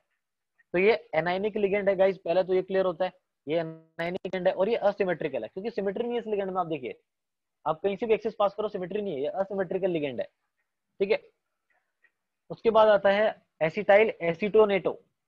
एसिटाइल एसिटोनेटो ये भी बाइडेंटेट लिगेंड है, इन शॉर्ट AC लिखते हैं इसको, और ये इस पे -1 चार्ज होता है, ये भी एनायनिक लिगेंड है। बनता कैसे है यार, इसको इसकी स्ट्रक्चर याद रखना टफ है, इसलिए मैंने एक अलग तरीके से अलग तरीका यूज किया समझाने के लिए। पहले एक कंपाउंड आप मैंने बनाया, यहाँ पे 1,3 डाइकीटो जो कंपाउंड बनाया है, आप लोग जानते हैं ये 1,3 डाइकीटो कंपाउंड है ना। इस 1,3 डाइकीटो कंपाउंड में आप यहाँ से एक हाइड्रोजन हटा दो, यहाँ से एक हाइड्रोजन हटा के उस पर नेगेटिव चार्ज बना दो। जैसे ही नेगेटिव बनेगा, वो नेगेटिव क्या करेगा, वो नेगेटिव रेजोनेंस करेगा, राइट। आपको मैं बोल रहा हूँ ऐसा इमेजिन करो, यहाँ पे हाइड्रोजन हटा के, हाइड्रोजन हटाओ, ऐसे नेगेटिव नहीं बनेगा, हाइड्रोजन हटाओ नेगेटिव बनेगा, वो नेगेटिव यहाँ रेजोनेंस करेगा और ये पाई बॉन्ड इधर शिफ्ट हो जाएंगे। तो ऐसा करने से जो राइट ऑब्वियस सी बात है, राइट हैंड साइड में जो स्ट्रक्चर मैंने बनाया बन जाएगा रेजोनेंस करने के बाद। ठीक है, तो ऐसा स्ट्रक्चर बन गया। अब जो ऐसा स्ट्रक्चर बना वो है एसिटाइल एसीटोनेटो, जो राइट में लिखा हुआ है ना, इसके ऊपर ACAC लिखा मैंने, वो है एसिटाइल एसीटोनेटो। लेफ्ट वाला कुछ नहीं है, राइट वाला है एसिटाइल एसीटोनेटो, और उसके अंदर आप देखिए एक नेगेटिव चार्ज भी है।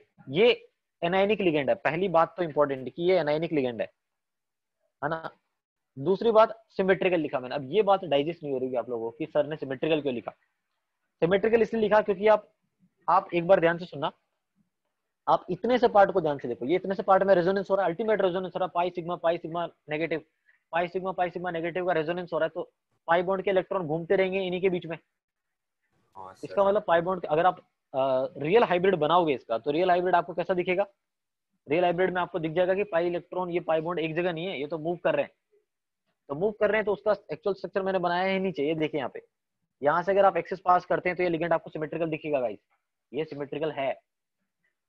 देखने में सिमेट्रिकल नहीं लग रहा, बट ये सिमेट्रिकल है। क्यों, क्योंकि रेजोनेंस को कंसीडर करो, आप देखो कि रेजोनेंस की वजह से ये पाई बॉन्ड एक जगह नहीं है, पाई बॉन्ड इधर से उधर घूम रहे हैं, रेजोनेंस की वजह से ये लिगेंड सिमेट्रिकल है। पहले तो इतना बताओ, ये तुम लोगों को समझा कि नहीं, बाकी बातें बाद में। हाँ हाँ सर। ठीक है, तो रुकिए फिर अब सर वो लिगेंड के सिमेट्रिकल होने से मतलब उसके स्टेबिलिटी पे कुछ फर्क पड़ता है क्या? नहीं नहीं नहीं नहीं नहीं नहीं, सिमेट्री में इसलिए यूज कर रहा हूँ अभी क्योंकि आइसोमेरिज्म जब बाद में आएगा ना तब बड़ी मेहनत करनी पड़ेगी, क्योंकि आप जानते हैं किसी एक्सिस के अबाउट सिमेट्री है तो उसका रिलेशन आइसोमेरिज्म से होता है, पढ़ा है हमने ना हाँ ऑप्टिकल सर, हाँ आइसोमेरिज्म सर। उन सब में। तो ये सिमेट्री में बार बार इसलिए यूज कर रहा हूँ ताकि बाद में हमें दिक्कत ना हो, है ना, इसलिए बोल रहा हूँ। लिगेंड को देखो, लिगेंड में देखो कहीं से यार ऐसा होता है ना कि एक चेन दे दिया, चेन को दो हिस्से में डिवाइड कर दिया, देखा कि लेफ्ट या राइट वाला हिस्सा सेम है या नहीं है, सेम सोचना है इसमें। आई थिंक समझ में आ रहा होगा ना, कोई दिक्कत नहीं है, ठीक है चलिए। अब ये एसिटाइल एसीटोनेटर का एग्जांपल पूछा गया था एक बार, चलो उसको उसके बाद में आएंगे, पहले एक और लिगेंड पढ़ लेते हैं। डाईमिथाइल ग्लाइओक्सीमेटो, जिसको डीएमजी बोलते हैं इन शॉर्ट, डीएमजी, डाईमिथाइल ग्लाइओक्सीमेटो। अब इसकी भी स्ट्रक्चर याद रखना मुश्किल है, तो ये बनता कैसा है वो मैंने समझाया है।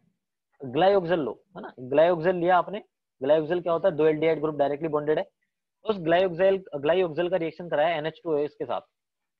आपको पता है एल्डिहाइड का रिएक्शन NH2OH के साथ करवाते हैं, हाइड्रोक्सिलामीन के साथ करवाते हैं तो ऑक्साइन बनता है, ऑब्वियस सी बात है ना। तो ग्लाइकोजेल का रिएक्शन 2 मोल NH2OH के साथ कराया, तो ऐसा करने से वाटर मॉलिक्यूल एलिमिनेट हो जाएगा, और वाटर मॉलिक्यूल एलिमिनेट होगा तो ऑक्साइन बन जाएगा। तो राइट हैंड साइड में जो बना वो है डाईमिथाइल ग्लाइओक्साइन, वो है डाईमिथाइल ग्लाइओक्साइन, वो डीएमजी नहीं है, डाईमिथाइल ग्लाइओक्सीमेटो नहीं है, नहीं। डाईमिथाइल ग्लाइओक्सीमेटो बनाने के लिए जो ऑक्साइन बन रहा है उसमें से जो ऑक्सीजन से हाइड्रोजन जुड़ा हुआ है इसी में से एक हाइड्रोजन को हटाना पड़ेगा। अगर एक हाइड्रोजन हटा दोगे ना तो डीएमजी बनेगा, एक हाइड्रोजन हटा दोगे तो डीएमजी बनेगा। तो डीएमजी का स्ट्रक्चर गाइस देखो नीचे बनाया हुआ है, बिल्कुल वैसा ही है, एक नाइट्रोजन से OH जुड़ा हुआ है और एक नाइट्रोजन से सिर्फ O- जुड़ा हुआ है, सिर्फ O-। और इंपॉर्टेंट बात यहाँ पे ये है कि यहाँ पे डोनेट कौन कर रहा है, दोनों नाइट्रोजन लोन पे डोनेट करते हैं और दोनों नाइट्रोजन अपना लोन पे डोनेट कर रहे हैं, तो यहाँ पे गाइस बनेगा 5 मेंबर रिंग, यहाँ पे बनेगा 5 मेंबर रिंग। अभी 5 मेंबर रिंग काउंट करके बता देता हूँ, वैसे जरूरत नहीं बताने का, 1 2 3 4 और 5 मेंबर रिंग बन रहा है। एनाइनिक है, इंपॉर्टेंट पॉइंट, असिमेट्रिक है। यार असिमेट्रिक कैसे है, इसका कोई जवाब मुझे दे सकता है? देखो असिमेट्रिक इसलिए है क्योंकि अगर आप एक्सिस पास भी करते हो ना कैसे भी, जैसे मैंने एक एक्सिस पास किया, यहाँ से एक्सिस पास किया, तो देखो ऊपर तो OH है नीचे तो O- है, ऊपर OH आ रहा है नीचे O- आ रहा है यार, तो OH ऊपर है तो नीचे भी OH होना चाहिए था, तब सिमेट्रिकल होता ना, ये तो असिमेट्रिक, असिमेट्रिक लिगेंड है क्योंकि ऊपर OH है नीचे O- है, इसलिए बोल रहा हूँ। आई थिंक क्लियर हुआ होगा। एक एग्जांपल देखते हैं, एक एग्जांपल पूछा गया था, ये है निकल है यहाँ पे सेंट्रल मेटल एटम और लिगेंड है यहाँ पे डीएमजी, डीएमजी के 2 मॉलिक्यूल लिए हैं, मतलब डाइमिथाइल ग्लाइओक्सीमेटो आपने 2 लिए हैं, तो देखिए बीच में निकल बनाया हुआ है मैंने। अब ये इसका स्ट्रक्चर कैसा होगा, ये सब ये ऐसा ही क्यों बनाया है सर आपने, ये सब डाउट आपके दिमाग में आ रहे होंगे, उनको होल्ड रखो अभी के लिए, वो सब बाद में हम पढ़ेंगे। अभी मैं आपको क्या समझाने की कोशिश कर रहा हूँ वो समझो। Na+2 बीच में बना दिया और एक लेफ्ट में मैंने डीएमजी बना दिया, एक राइट में डीएमजी बना दिया। हाँ नो डाउट, डोनेट कौन करेगा, ये नाइट्रोजन अपना लोन पे डोनेट करेगा, ये नाइट्रोजन अपना लोन पे, ये नाइट्रोजन अपना लोन पे और ये नाइट्रोजन अपना लोन पे डोनेट कर दिया, ठीक है भाई, डोनेट हो गया। जैसे ही नाइट्रोजन दोनों नाइट्रोजन अपना लोन पे डोनेट किया, ऊपर आप देखिए, ऊपर आपको एक बहुत ही बढ़िया हाइड्रोजन बॉन्ड दिखेगा, यहाँ पे हाइड्रोजन बॉन्ड बन रहा है गाइस, यहाँ पे हाइड्रोजन बॉन्ड बन रहा है और नीचे भी हाइड्रोजन बॉन्ड बनेगा, यहाँ पे हाइड्रोजन बॉन्ड बन गया। ये जो कंपाउंड है NiDMG ट्वाइस, ये कंपाउंड एक्चुअली में इसका ये पीपीटी होता है, ये रोजी रेड पीपीटी होता है, रोजी रेड कलर का पीपीटी होता है। इसमें 2 डीएमजी होते हैं, इसमें 4 रिंग बन रही है, 4 रिंग बन रही होगी, काउंट कर सकते हो 1 2 3 4, 4 रिंग्स बन रही है। 4 रिंग में से अगर आप ध्यान से चेक करेंगे ना तो 2 रिंग तो ऐसी है जो 5 मेंबर है ना, और बची हुई 2 रिंग जो है वो ऐसी है जो 6 मेंबर है। पहली बात तो ये क्लियर हो गई, ठीक है। रही बात यहाँ पे, अगर आप डीएमजी को चेक करोगे तो दो, एक राइट में लगा हुआ है एक लेफ्ट में लगा हुआ है। आप मुझे देख के बताओ यार, ये स्ट्रक्चर आपको बहुत सिमेट्रिकल नहीं लग रहा क्या? इतना सिमेट्रिकल स्ट्रक्चर लग रहा है, आप एक वर्टिकल लाइन खींचो आपको लगेगा जैसा लेफ्ट में वैसा है राइट में, सिमेट्रिकल लग रहा है यहाँ पे, मतलब ये लिगेंड कहीं ना कहीं सिमेट्री प्रोवाइड कर रहे हैं इसको। तो यहाँ पे हम ऐसा बोलते हैं कि अकेला डीएमजी सिमेट्रिकल लिगेंड नहीं है, अकेला 2 लिख दिया आपने, मतलब 2 डीएमजी अगर एक साथ आ जाते हैं ना तो गाइस वो बन जाता है सिमेट्रिकल लिगेंड, बन जाता है सिमेट्रिकल लिगेंड बन जाता है। ऐसा क्यों? क्योंकि ये स्ट्रक्चर देखिए, मैं यही बताने के लिए स्ट्रक्चर लिया मैंने, ये एग्जांपल लिया कि यहाँ पे आप देखेंगे अगर आप एक वर्टिकल एक्सिस पास करेंगे या हॉरिजॉन्टल पास कीजिए आपको सिमेट्री दिखेगा, मतलब लिगेंड सिमेट्रिकल है। बट अकेला अकेला डीएमजी सिमेट्रिकल नहीं है, वो तो असिमेट्रिक है। 2 डीएमजी लिए तो वो सिमेट्रिकल मिलते हैं। और रही बात मोनोडेंटेट के बाद में बाइडेंटेट पढ़ने की, तो बाइडेंटेट हो चाहे ट्राई हो चाहे टेट्रा हो, मोनो के अलावा इन जनरल जो भी पढ़ते हैं ना वो पॉलीडेंटेट होता है। मोनो के अलावा जो भी पॉलीडेंटेट है, तो चाहे बाइडेंटेट हो चाहे ट्राई हो चाहे टेट्रा हो, इन जनरल जितने भी पॉलीडेंटेट लिगेंड है वो सभी किलेटिंग लिगेंड भी होते हैं, क्योंकि वो किलेशन इफेक्ट शो करते हैं, क्योंकि वो रिंग बनाते हैं। मोनोडेंटेट कभी रिंग नहीं बनाएगा, बाइडेंटेट बनाएगा, ट्राई भी बनाएगा, टेट्रा भी बनाएगा। मतलब इन जनरल पॉलीडेंटेट लिगेंड हमेशा रिंग बनाते हैं, और क्योंकि रिंग बना रहे हैं इसलिए इनको इनको किलेटिंग लिगेंड्स भी बोलते हैं, किलेटिंग लिगेंड्स भी बोलते हैं इनको। ठीक है, तो मोनो हो गया था, डाई हो गया था। हम डायरेक्टली आते हैं फिर पॉलीडेंटेट पे। पॉलीडेंटेट पे आते हैं। ट्राई टेट्रा वो सब अलग एग्जांपल नहीं बनाए मैंने, एक साथ बोल दिया पॉलीडेंटेट, इसी में पढ़ लेंगे, बहुत ही कम एग्जांपल है इसलिए। पॉलीडेंटेट मतलब मोर देन 2 डोनर एटम। पहले तो ये डाइजेस्ट करो। पहली बात आपको मैंने बोला कि यार चाहे बाइडेंटेट हो चाहे ट्राई हो चाहे टेट्रा हो, ये सब जो है किलेशन इफेक्ट दिखाते हैं, किलेटरिंग बनाते हैं। किलेटरिंग पता कैसे चलेगा कितनी बन रही है? Number of chelate ring is equals to denticity -1 always. जितना डेंसिटी है उसमें से एक कम कर दो, नंबर ऑफ किलेटरिंग मिल जाएगा।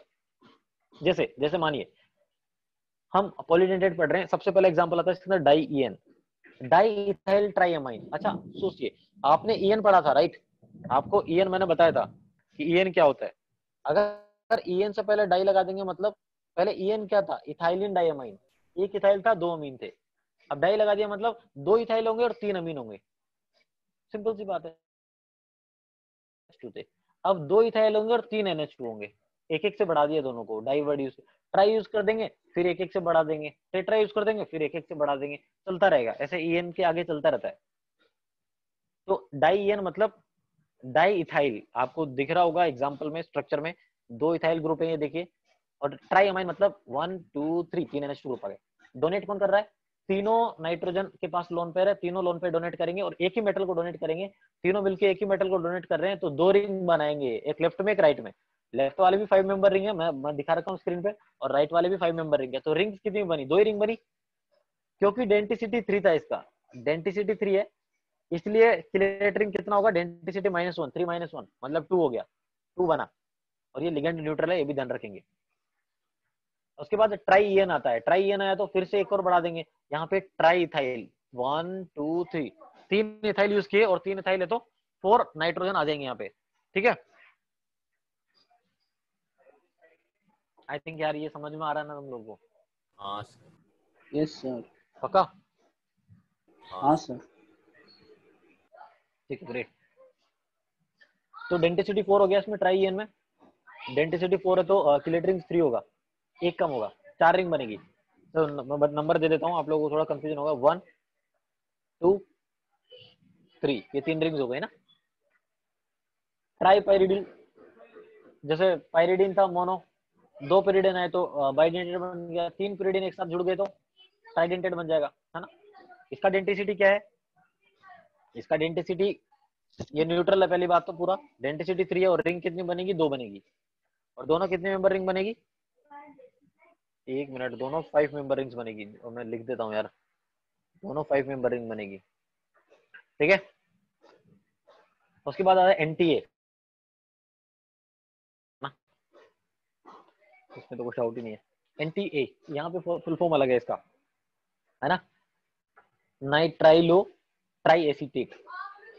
मतलब जो नाइट्रोजन ले लो और उससे 3 एसीटेट ग्रुप जोड़ दो, नाइट्रोजन ले लो बीच में, है ना, और उस नाइट्रोजन से 3 एसीटेट ग्रुप जोड़ दो। एसीटेट क्या होता है यार? एसीटेट होता है CH3 C double bond O-। Acetate जोड़ना है तो इधर से जोड़ना पड़ेगा, इधर से जोड़ना पड़ेगा। वही किया मैंने, वही किया। आप अगर ध्यान से देखेंगे ना तो पता चल जाएगा कि यार ये एक एसीटेट ग्रुप हो गया, ये एक एसीटेट ग्रुप हो गया, और ये एक एसीटेट ग्रुप हो गया। 3 एसीटेट ग्रुप सर ने जोड़ दिया नाइट्रोजन से, तो इसलिए ट्राई एसीटेट्रो लिखा इसको। डोनेट कौन कौन करेगा? तीनों एसीटेटों के नेगेटिव, ऑक्सीजन नेगेटिव, और नाइट्रोजन बीच वाला जो है वो भी अपना लोन पे डोनेट करेगा। पहली बात, इनके एरो मैंने ऊपर नीचे बनाया है, एरो से कोई कंफ्यूज नहीं होगा। ये चारों मिलके, ये 3 तो ऑक्सीजन नेगेटिव और 1 नाइट्रोजन, ये चारों एटम जो है ना एक ही मेटल को डोनेट करेंगे, एक ही मेटल को डोनेट करेंगे। इसीलिए इसको बोला गया है टेट्राडेंटेट, इसलिए बोला गया है इसको टेट्राडेंटेट, क्योंकि 4 है इसका डेंसिटी 4 है। और नंबर ऑफ किलेटरिंग कितना होगा 4 - 1 3 होगा, ठीक है। उसके बाद आता है IMDA। IMDA मतलब इम्यूनो डाइएसिटेट। इम्यूनो डाइएसिटेट मतलब एक नाइट्रोजन और 2 ही एसिटेट लगाओ, पहले वाले में 3 थे, अब यहाँ पे 2 एसिटेट लगाओ। 2 एसिटेट लगाओगे तो नाइट्रोजन का वैलेंसी पूरा करने के लिए हाइड्रोजन लगाना पड़ेगा, बीच में लगा दिया। यहाँ पे 2 तो ऑक्सीजन नेगेटिव डोनेट कर रहे हैं अपना लोन पे और एक नाइट्रोजन डोनेट कर रहा है, तो 3 ही है यहाँ पे। ये ट्राइडेंटेट है, इसका डेंसिटी 3 है, तो यहाँ पे किलेटरिंग कितना मिलेगा 2 मिलेगा। उसके बाद बहुत ही फेमस, बहुत ही ज्यादा फेमस EDTA होता है ethylene. E stands for ethylene, D से डायमाइन, टी से टेट्रा और ए से एसीटेटो।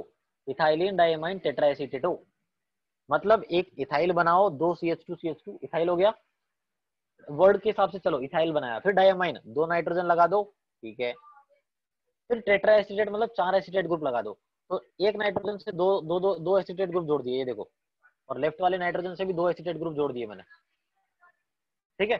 तो स्ट्रक्चर कैसे बनाया वो समझ में आ रहा है। पहले इथाइलिन बनाया, इथाइल बनाया, उन दोनों के नाइट्रोजन जोड़ दिए कोर्नर में, और उस नाइट्रोजन से 2 एसीटेट जोड़ दिए दोनों नाइट्रोजन से, तो 4 एसीटेट है, तो चारों एसीटेटों में ऑक्सीजन नेगेटिव है, वो ऑक्सीजन नेगेटिव तो लोन पे डोनेट करेगा ही, तो 4 तो वो हो गए और 2 नाइट्रोजन हो गए, है ना। तो डेंसिटी इसका 6 है। ये हेक्साडेंटेट लिगेंड है, ध्यान रखना। अगर कोई बोला, किसी ने पूछा, तो आप बोलेंगे कि ये हेक्साडेंटेट है, हेक्साडेंटेट लिगेंड है, ठीक है, हेक्साडेंटेट लिगेंड है। हेक्साडेंटेट लिगेंड इसलिए, हेक्साडेंटेट लिगेंड इसलिए क्योंकि 4 तो ऑक्सीजन नेगेटिव है और 2 नाइट्रोजन है। किलेटरिंग कितना बनेगा, डाउट ही नहीं है यार, हेक्साडेंटेट है तो किलेटरिंग 6 - 1 5 बनेगा। EDTA -4 होता है, ऐसे EDTA -3 भी होता है। EDTA -4 में 4 एसीटेट लगाए, EDTA -3 में 4 नहीं 3 ही एसीटेट लगाएंगे। आप देखिए 3 ही एसीटेट लगाए मैंने यहाँ पे, एक ये लगाया, एक ये लगाया, एक ये लगाया, चौथा एसीटेट नहीं लगाया, उसकी जगह हाइड्रोजन लगा दिया, बस हाइड्रोजन लगा दिया। अब इसमें भी यार ट्राई यूज करेंगे, तो ट्राई का पहला लेटर तो टी है, यहाँ पे भी EDTA लिखा, और यहाँ पे टी मतलब टेट्रा नहीं है, यहाँ टी मतलब ट्राई है ना। तो इथाइलिन डायमाइन ट्राई एसीटेटो है, ये समझ में आ रहा है। और यहाँ पे 3 तो ऑक्सीजन नेगेटिव डोनर है ना, 3 तो ऑक्सीजन नेगेटिव डोनर है और 2 नाइट्रोजन डोनर है, तो 5 डेंसिटी हो गया इसका। और डेंसिटी अगर 5 है तो किलेटरिंग्स कितना मिलेगा 4 मिलेगा। चलिए, तो हमने जो पढ़ा, हमने मोनो पढ़ा, हमने डाई पढ़ा, हमने पॉली पढ़ा। अब आते हैं एम्बीडेंटेट। एम्बीडेंटेट क्या होता है, देखो, एम्बीडेंटेट ऐसे लिगेंड होंगे जिनके पास डोनेट करने वाले तो बहुत सारे हैं, 2 या 2 से ज्यादा डोनेट करने वाले होंगे, बट डोनेट कोई एक ही करेगा। डोनेट करने वाले हो सकता है 2 या 2 से ज्यादा हो, या तो 2 डोनर एटम है, या 3 है, या 4 है, जितने भी हो, 2 या 2 से ज्यादा डोनर एटम होंगे, बट दोनों डोनेट नहीं करेंगे। एट ए टाइम कोई एक ही डोनेट करेगा, एट ए टाइम कोई एक ही डोनेट करेगा, और डोनेट करके कोऑर्डिनेट बॉन्ड बनाएगा, उसको एम्बीडेंटेट लिगेंड बोलते हैं। बहुत ही स्टैंडर्ड एग्जांपल है इसका साइनाइड। देखिए नीचे साइनाइड बनाया, साइनाइड में अगर कार्बन डोनेट कर रहा है, साइनाइड में नाइट्रोजन भी डोनेट कर सकता है, मतलब ये एम्बीडेंटेट है। अगर CN लिखा, अगर क्वेश्चन में अगर कंपाउंड में CN लिखा हुआ है मतलब कार्बन डोनेट कर रहा है, अगर NC लिखा हुआ मतलब नाइट्रोजन डोनेट कर रहा है ना, जो पहले लिखा हुआ रहता है वही डोनेट करता है। तो CN- को बोलते हैं साइनाइडो। साइनाइड है ना, ई हटा के ओ लगा दिया लास्ट में, ऐसा ही तो करते हैं नाइट्रिक लिगेंड के लिए, ई हटा के ओ लगा देते हैं, तो साइनाइड है तो साइनाइडो हो गया। और आइसोसाइनाइड होगा NC, तो उसको आइसोसाइनाइडो बोलते हैं। ये हम पहले बोलते थे यार, बहुत पुराना ये। अभी हम यूज करते हैं साइनाइडो C और साइनाइडो N। साइनाइडो C मतलब साइनाइडो है और C डोनेट कर रहा है, साइनाइडो N मतलब साइनाइडो है और N मतलब नाइट्रोजन डोनेट कर रहा है, ये मतलब है। साइनाइडो C मतलब कार्बन डोनेट कर रहा है, साइनाइडो N मतलब नाइट्रोजन डोनेट कर रहा है, ठीक है। यस अच्छा सर। ये बताओ, यहाँ तक तुम लोगों को आया कुछ? हाँ हाँ यस सर। सर। ओके, चलिए, साइनाइड हो गया। उसके बाद है साइनेटो, OCN। अगर OCN लिखा हुआ है तो ऑक्सीजन डोनेट कर रहा है, NCO लिखा हुआ है तो नाइट्रोजन डोनेट कर रहा है।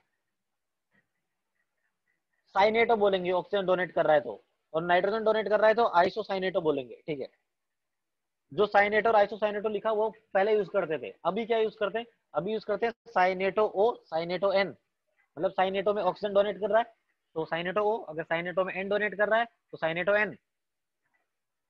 जैसे मैंने साइनेटो बताया उसके अंदर ऑक्सीजन था, उसी ऑक्सीजन को हटा के अगर सल्फर लगा दो, तो जब भी ऑक्सीजन को हटा के सल्फर लगाते हैं तो थायो वर्ड यूज करते हैं, हमें पता है थायो वर्ड यूज करते हैं। तो यहाँ पे आ जाएगा थायोसाइनेटो और ये बन जाएगा आइसोथायोसाइनेटो। या फिर दूसरा लॉजिक, थायोसाइनेटो एस बोल सकते हैं या थायोसाइनेटो एन बोल सकते हैं, ठीक है।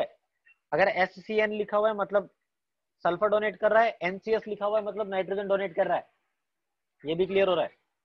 फोर्थ एग्जांपल, NO2 जो होता है, NO2 के अंदर ऑक्सीजन अगर डोनेट कर रहा है उसको नाइट्रीटो बोलते हैं, अगर नाइट्रोजन डोनेट कर रहा है सिर्फ नाइट्रो बोलते हैं उसको। पुराना था ये, नया क्या यूज करते हैं, अगर ऑक्सीजन डोनेट कर रहा है तो नाइट्राइटो O बोलेंगे, अगर नाइट्रोजन डोनेट कर रहा है तो नाइट्राइटो N बोलेंगे। अगर ONO लिखा हुआ है मतलब ऑक्सीजन डोनेट कर रहा है, अगर NO2 लिखा हुआ है मतलब नाइट्रोजन डोनेट कर रहा है। बाय डिफॉल्ट पहला आइटम डोनेट करेगा अगर लिखा हुआ है तो। उसके अलावा ये सोचिए, इस स्ट्रक्चर को थोड़ा याद नहीं होगा आपको, आप सल्फेट का स्ट्रक्चर बनाइए। सल्फेट में एक सल्फर को हटा के, सॉरी एक ऑक्सीजन को हटा के अगर सल्फर लगा दो, अगर एक ऑक्सीजन को हटा दोगे तो ऑक्सीजन 3 हो जाएंगे, एक ऑक्सीजन को हटा के सल्फर लगा दिए तो सल्फर 2 हो जाएंगे, तो H2O3 -2 बन जाएगा। ये तो डाइजेस्ट हो रहा है ना, कि सल्फेट में अगर एक ऑक्सीजन को हटा के सल्फर लगा दूंगा तो H2O3 - 2 बन जाएगा। और क्योंकि यस सल्फेट सर। में ऑक्सीजन हटाया है, तो ऑक्सीजन हटाया है तो इसको थायोसल्फेट बोलेंगे। ये भी समझ में आता है कि इसको थायोसल्फेट बोलेंगे, ठीक है। तो ये है गाइस थायोसल्फेट। थायोसल्फेट में अगर ऑक्सीजन डोनेट कर रहा है तो थायोसल्फेट O बोलेंगे, अगर उसमें सल्फर डोनेट कर रहा है तो थायोसल्फेट S बोलेंगे। अब आप लोगों को लग रहा होगा यार सर आपने लेफ्ट वाले स्ट्रक्चर में सल्फर के डबल बॉन्ड बनाया है और राइट में सल्फर पे नेगेटिव चार्ज सिंगल बॉन्ड बना दिया, ये कैसे कर दिया? बेटा रेजोनेंस हो रहा है, ये ऑक्सीजन नेगेटिव करके यहाँ पे नेगेटिव चार्ज लेके आ जाएगा, राइट, रेजोनेंस हो रहा है। सल्फर पे नेगेटिव आया तो सल्फर डोनेट करने लग जाएगा, ऑक्सीजन पे नेगेटिव आया तो ऑक्सीजन डोनेट करने लग जाएगा, राइट। तो थायोसल्फेट O बोलेंगे अगर ऑक्सीजन डोनेट कर रहा है तो, अगर सल्फर डोनेट कर रहा है तो थायोसल्फेट S बोलेंगे। एग्जैक्टली उसी तरीके से आप लोग ऑक्सीलेट जानते हो, ऑक्सीलेट में 4 ऑक्सीजन है, 4 ऑक्सीजन में से 2 ऑक्सीजन को हटा के 2 सल्फर लगा दो। हाँ सर वो थायोसल्फेट एस में वो O पे माइनस होगा क्या? नहीं वो नहीं है, नहीं है माइनस नहीं है यार, वो माइनस हाँ नहीं है, सॉरी वो माइनस नहीं है ना। हाँ सर ठीक देखो है। ऑक्सीलेट में 4 ऑक्सीजन है, 4 में से 2 ऑक्सीजन को हटा के 2 सल्फर लगा दोगे तो ये बन जाएगा जो सामने दिख रहा है आपको, क्योंकि 2 ऑक्सीजन हटाए इसलिए डाई वर्ड यूज करेंगे, डाई थायो ऑक्सीलेट बोलेंगे इसको, डाई थायो ऑक्सीलेट बोलेंगे। दोनों ऑक्सीजन डोनेट कर रहे हैं तो बोलेंगे डाई थायो ऑक्सीलेट O। अगर अरे यार दोनों ऑक्सीजन डोनेट कर रहे हैं तो बोलेंगे डाई थायो ऑक्सीलेट O, अगर दोनों सल्फर डोनेट कर रहे हैं तो बोलेंगे डाई थायो ऑक्सीलेट S। इतना समझ में आता है, राइट। हाँ ऑक्सीलेट से सर। रिलेट किया था मैंने इसको। यस दोनों ऑक्सीजन माइनस है, अब सोचेंगे फिर से यहाँ पे कि सर दोनों सल्फर पे नेगेटिव कैसे आ गया, बेटा वो रेजोनेंस से आ गया, वो आप लोग सोच लेंगे है ना, ऐसे करके रेजोनेंस से आ गया वो, यस सर। तो वो आप लोग थोड़ा कर लेना माइंड अपना। तो एम्बिडेंटेट हो गया, उसके बाद फ्लेक्सीडेंटेट। फ्लेक्सीडेंटेट मतलब ये फ्लेक्सिबल है, ये इसकी मर्जी है, ये चाहे तो मोनोडेंटेट की तरह बिहेव कर लेगा जब मर्जी करेगा, तब ये बाइडेंटेट की तरह बिहेव कर लेगा। फ्लेक्सीडेंटेट मतलब अपनी डेंटिसिटी फ्लेक्सिबल है, इसकी डेंटिसिटी फ्लेक्सिबल है, ये मोनोडेंटेट की तरह भी बिहेव कर सकता है, ये बाइडेंटेट की तरह भी बिहेव कर सकता है ना। ऐसे बहुत ही गिने चुने कंपाउंड होते हैं, जैसे कार्बोनेट हो गया, सल्फेट हो गया, सल्फाइट हो गया, एसिटेट हो गया, नाइट्रेट हो गया, नाइट्राइट हो गया। ये जो 6 एग्जाम्पल मैंने लिखे हैं ना, यही फ्लेक्सीडेंटेट होते हैं। मतलब क्या, जैसे कार्बोनेट लिखा मैंने आपके सामने, या सल्फेट को देख लो, सल्फेट को समझ लो, हो सकता है सल्फेट में एक ही ऑक्सीजन डोनेट कर रहा हो तो मोनोडेंटेट होगा, डोनेट कर रहे हो तो बाइडेंटेट की तरह बिहेव करेगा, राइट। इसका मतलब ये लिगेंड जो है ये मोनोडेंटेट की तरह भी बिहेव कर सकते हैं, बाइडेंटेट की तरह बिहेव कर सकते हैं, डिपेंड करेगा कंपाउंड पे, है ना। इसलिए फ्लेक्सीडेंटेट हो गई है। इतने सारे एग्जांपल मैंने बता दिया आपको। अब हाँ एग्जांपल देखो, अब ध्यान से सुनना, यहाँ पे मैं एक आपको इन्फॉर्मेशन दे रहा हूँ, अभी की ध्यान रखना, अभी आपको उतना याद नहीं रहेगा। ये CMA है, सेंट्रल मेटल एटम है, ये जो कोबाल्ट है ये सेंट्रल मेटल एटम है, दोनों ही जगह आप देख सकते हैं डिफरेंस क्या है। बाकी ये सब क्या है, ये सब लिगेंड्स है ना, ये सब लिगेंड्स होते हैं। तो पहले तो ये क्लियर रखो कि ये लिगेंड्स हो गए। अब देखो पहले वाले में, देखो पहली बात ध्यान से सुना, कोबाल्ट जो है वो +3 है, उस पर चार्ज +3 है, ऐसा कैसे? क्योंकि आप देखिए थोड़ा सा हम दिमाग लगाएंगे तो पता चल जाएगा। सल्फेट पे -2 होता है, ब्रोमीन पे -1 होता है, अमोनिया तो न्यूट्रल है, तो -2 -1 मिला के -3 हो गया। -3 मतलब कोबाल्ट पे +3 होगा। तो पहले तो ये क्लियर करोगे कोबाल्ट पे +3 चार्ज है, ठीक है। अगर कोबाल्ट पे +3 है तो कोबाल्ट का कोऑर्डिनेशन नंबर होता है 6। अब ये कोऑर्डिनेशन नंबर का क्या मतलब है यहाँ पे, ये बाद की बात है, अभी क्या सुन लो। कोऑर्डिनेशन नंबर का मतलब है कितने कोऑर्डिनेट बॉन्ड बना रहा है। सेंट्रल मेटल एटम जितने कोऑर्डिनेट बॉन्ड बनाएगा उतना कोऑर्डिनेशन नंबर होगा। 2 बनाएगा तो 2 हो जाएगा, 4 बनाएगा तो 4 हो जाएगा, 6 बनाएगा तो 6 हो जाएगा। यहाँ पे 6 कोऑर्डिनेट बॉन्ड बन रहे हैं कोबाल्ट के। 6 कैसे बन रहे होंगे यार, आप लिगेंड को देखो ध्यान से, लिगेंड ही कोऑर्डिनेट बॉन्ड बनाता है। 4 तो अमोनिया, मतलब 4 अमोनिया बना लेंगे, है ना। 4 तो अमोनिया बनाएंगे, 4 तो अमोनिया बनाएंगे, ये तो क्लियर है। इसका मतलब बच गए 2, तो 2 किसको बनाने पड़ेंगे, सल्फेट को बनाने पड़ेंगे। इसका मतलब एक अकेला सल्फेट का मॉलिक्यूल 2 बना रहा है, इसका मतलब ये सल्फेट यहाँ पे बाइडेंटेट की तरह बिहेव कर रहा है, राइट। वही अगर दूसरे कंपाउंड में ध्यान से देखोगे, दूसरे कंपाउंड में भी कोबाल्ट +3 है, कोबाल्ट +3 है तो उसका कोऑर्डिनेशन नंबर 6 होता है। ये इन्फॉर्मेशन है मैं अभी दे रहा हूँ, बाद में एक्सप्लेन कर दूंगा। तो यहाँ पे 5 अमोनिया है, मतलब 5 तो अमोनिया बना रहा है, तो बच गए एक ना। इसका मतलब सल्फेट एक ही बना रहा है यहाँ पे, तो सल्फेट एक ही बना रहा है, मतलब यहाँ पे सल्फेट मोनोडेंटेट की तरह बिहेव कर रहा है गाइस। तो ये सल्फेट देखो कभी मोनो कभी बाई, मोनो की तरह बिहेव कर रहा है, बाई की तरह बिहेव कर रहा है। इसका मतलब सल्फेट फ्लेक्सीडेंटेट लिगेंड है ना, ठीक है। ये एग्जांपल से क्लियर हो गया होगा, आई थिंक काफी है यार, बहुत पढ़ लिया ना, इतना समझ में आया तुमको पहली बार। अब कहेंगे find number of chelate rings, कि किलेट रिंग्स कितनी है ना, कैसे निकालेंगे, वही डेंसिटी -1। ट्राई लिखा, ट्राई क्या होता है, ट्राई इथाइल टेट्रामाइन, है ना। तो ट्राई जो है उसका डेंसिटी 4 होता है, बता चुका हूं मैं। अगर डेंसिटी 4 है तो किलेट रिंग्स कितना होगा, 4 - 1 मतलब 3 हो जाएगा।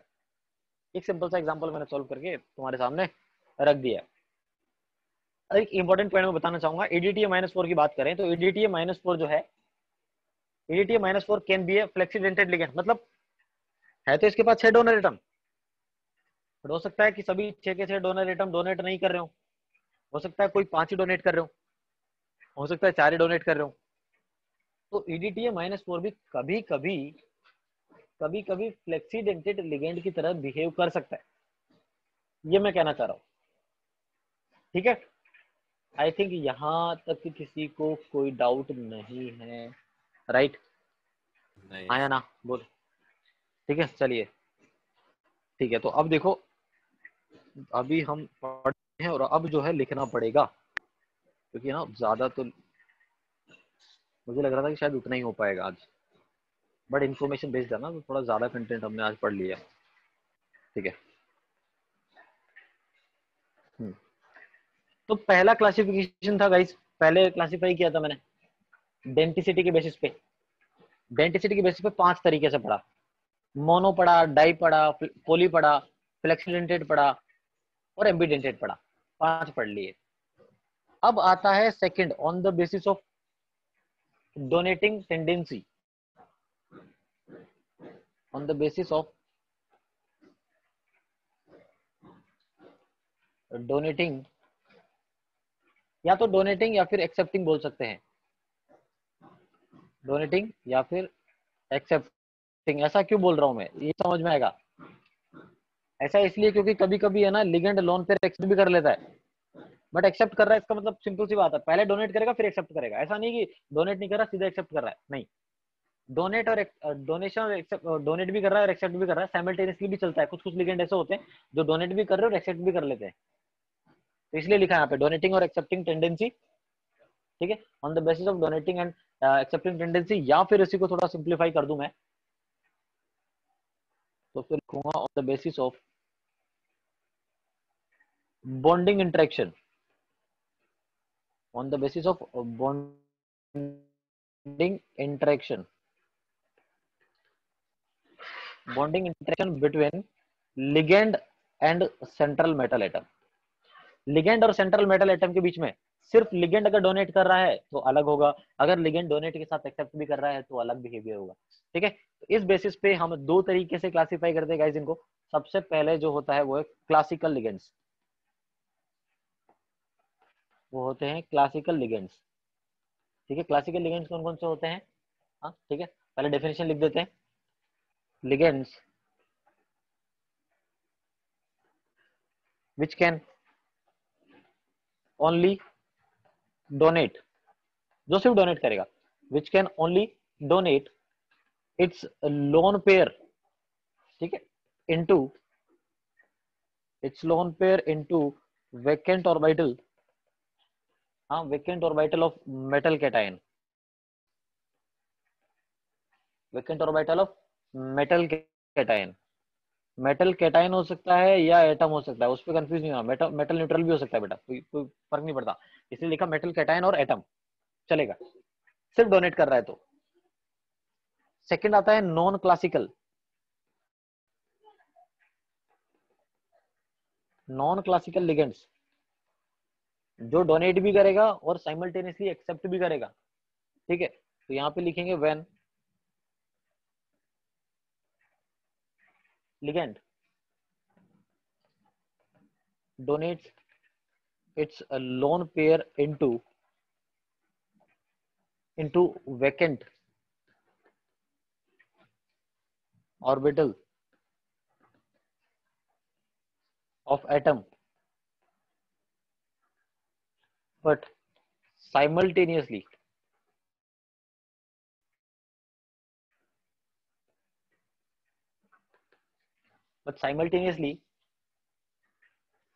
accepts electron from d orbital of metal cation, ठीक है, मेटल कैटायन बोल सकते हैं या फिर एटम भी बोल लिख दो, थ्रो बैक बॉन्डिंग, हाँ ये लिखना जरूरी है यहाँ पे, ये स्टेटमेंट कंप्लीट हो जाएगा, through back bonding. Back donation बोलते हैं उसको, बैक डोनेशन मतलब लिगेंड ने दिया उसको, लिगेंड ने लोन पेयर दिया और वापस से दूसरा, लिगेंड ने लोन पेयर तो दिया और उससे एक लोन पेयर ले भी लिया, तो बैक डोनेशन बोलते हैं। बैक डोनेशन मतलब जब मेटल देने लग जाए, मेटल का टेंडेंसी एक्सेप्ट करने का लोन पेयर वैकेंट ऑर्बिटल में, और मेटल अगर डोनेट करने लग जाएगा तो उसको बैक डोनेशन बोलते हैं, ठीक है। और ये जो बैक डोनेशन टेंडेंसी है, इसी को एक अलग नाम दिया गया है, तो उसके बारे में बात करते हैं। दिस बैक बॉन्ड फॉर्मेशन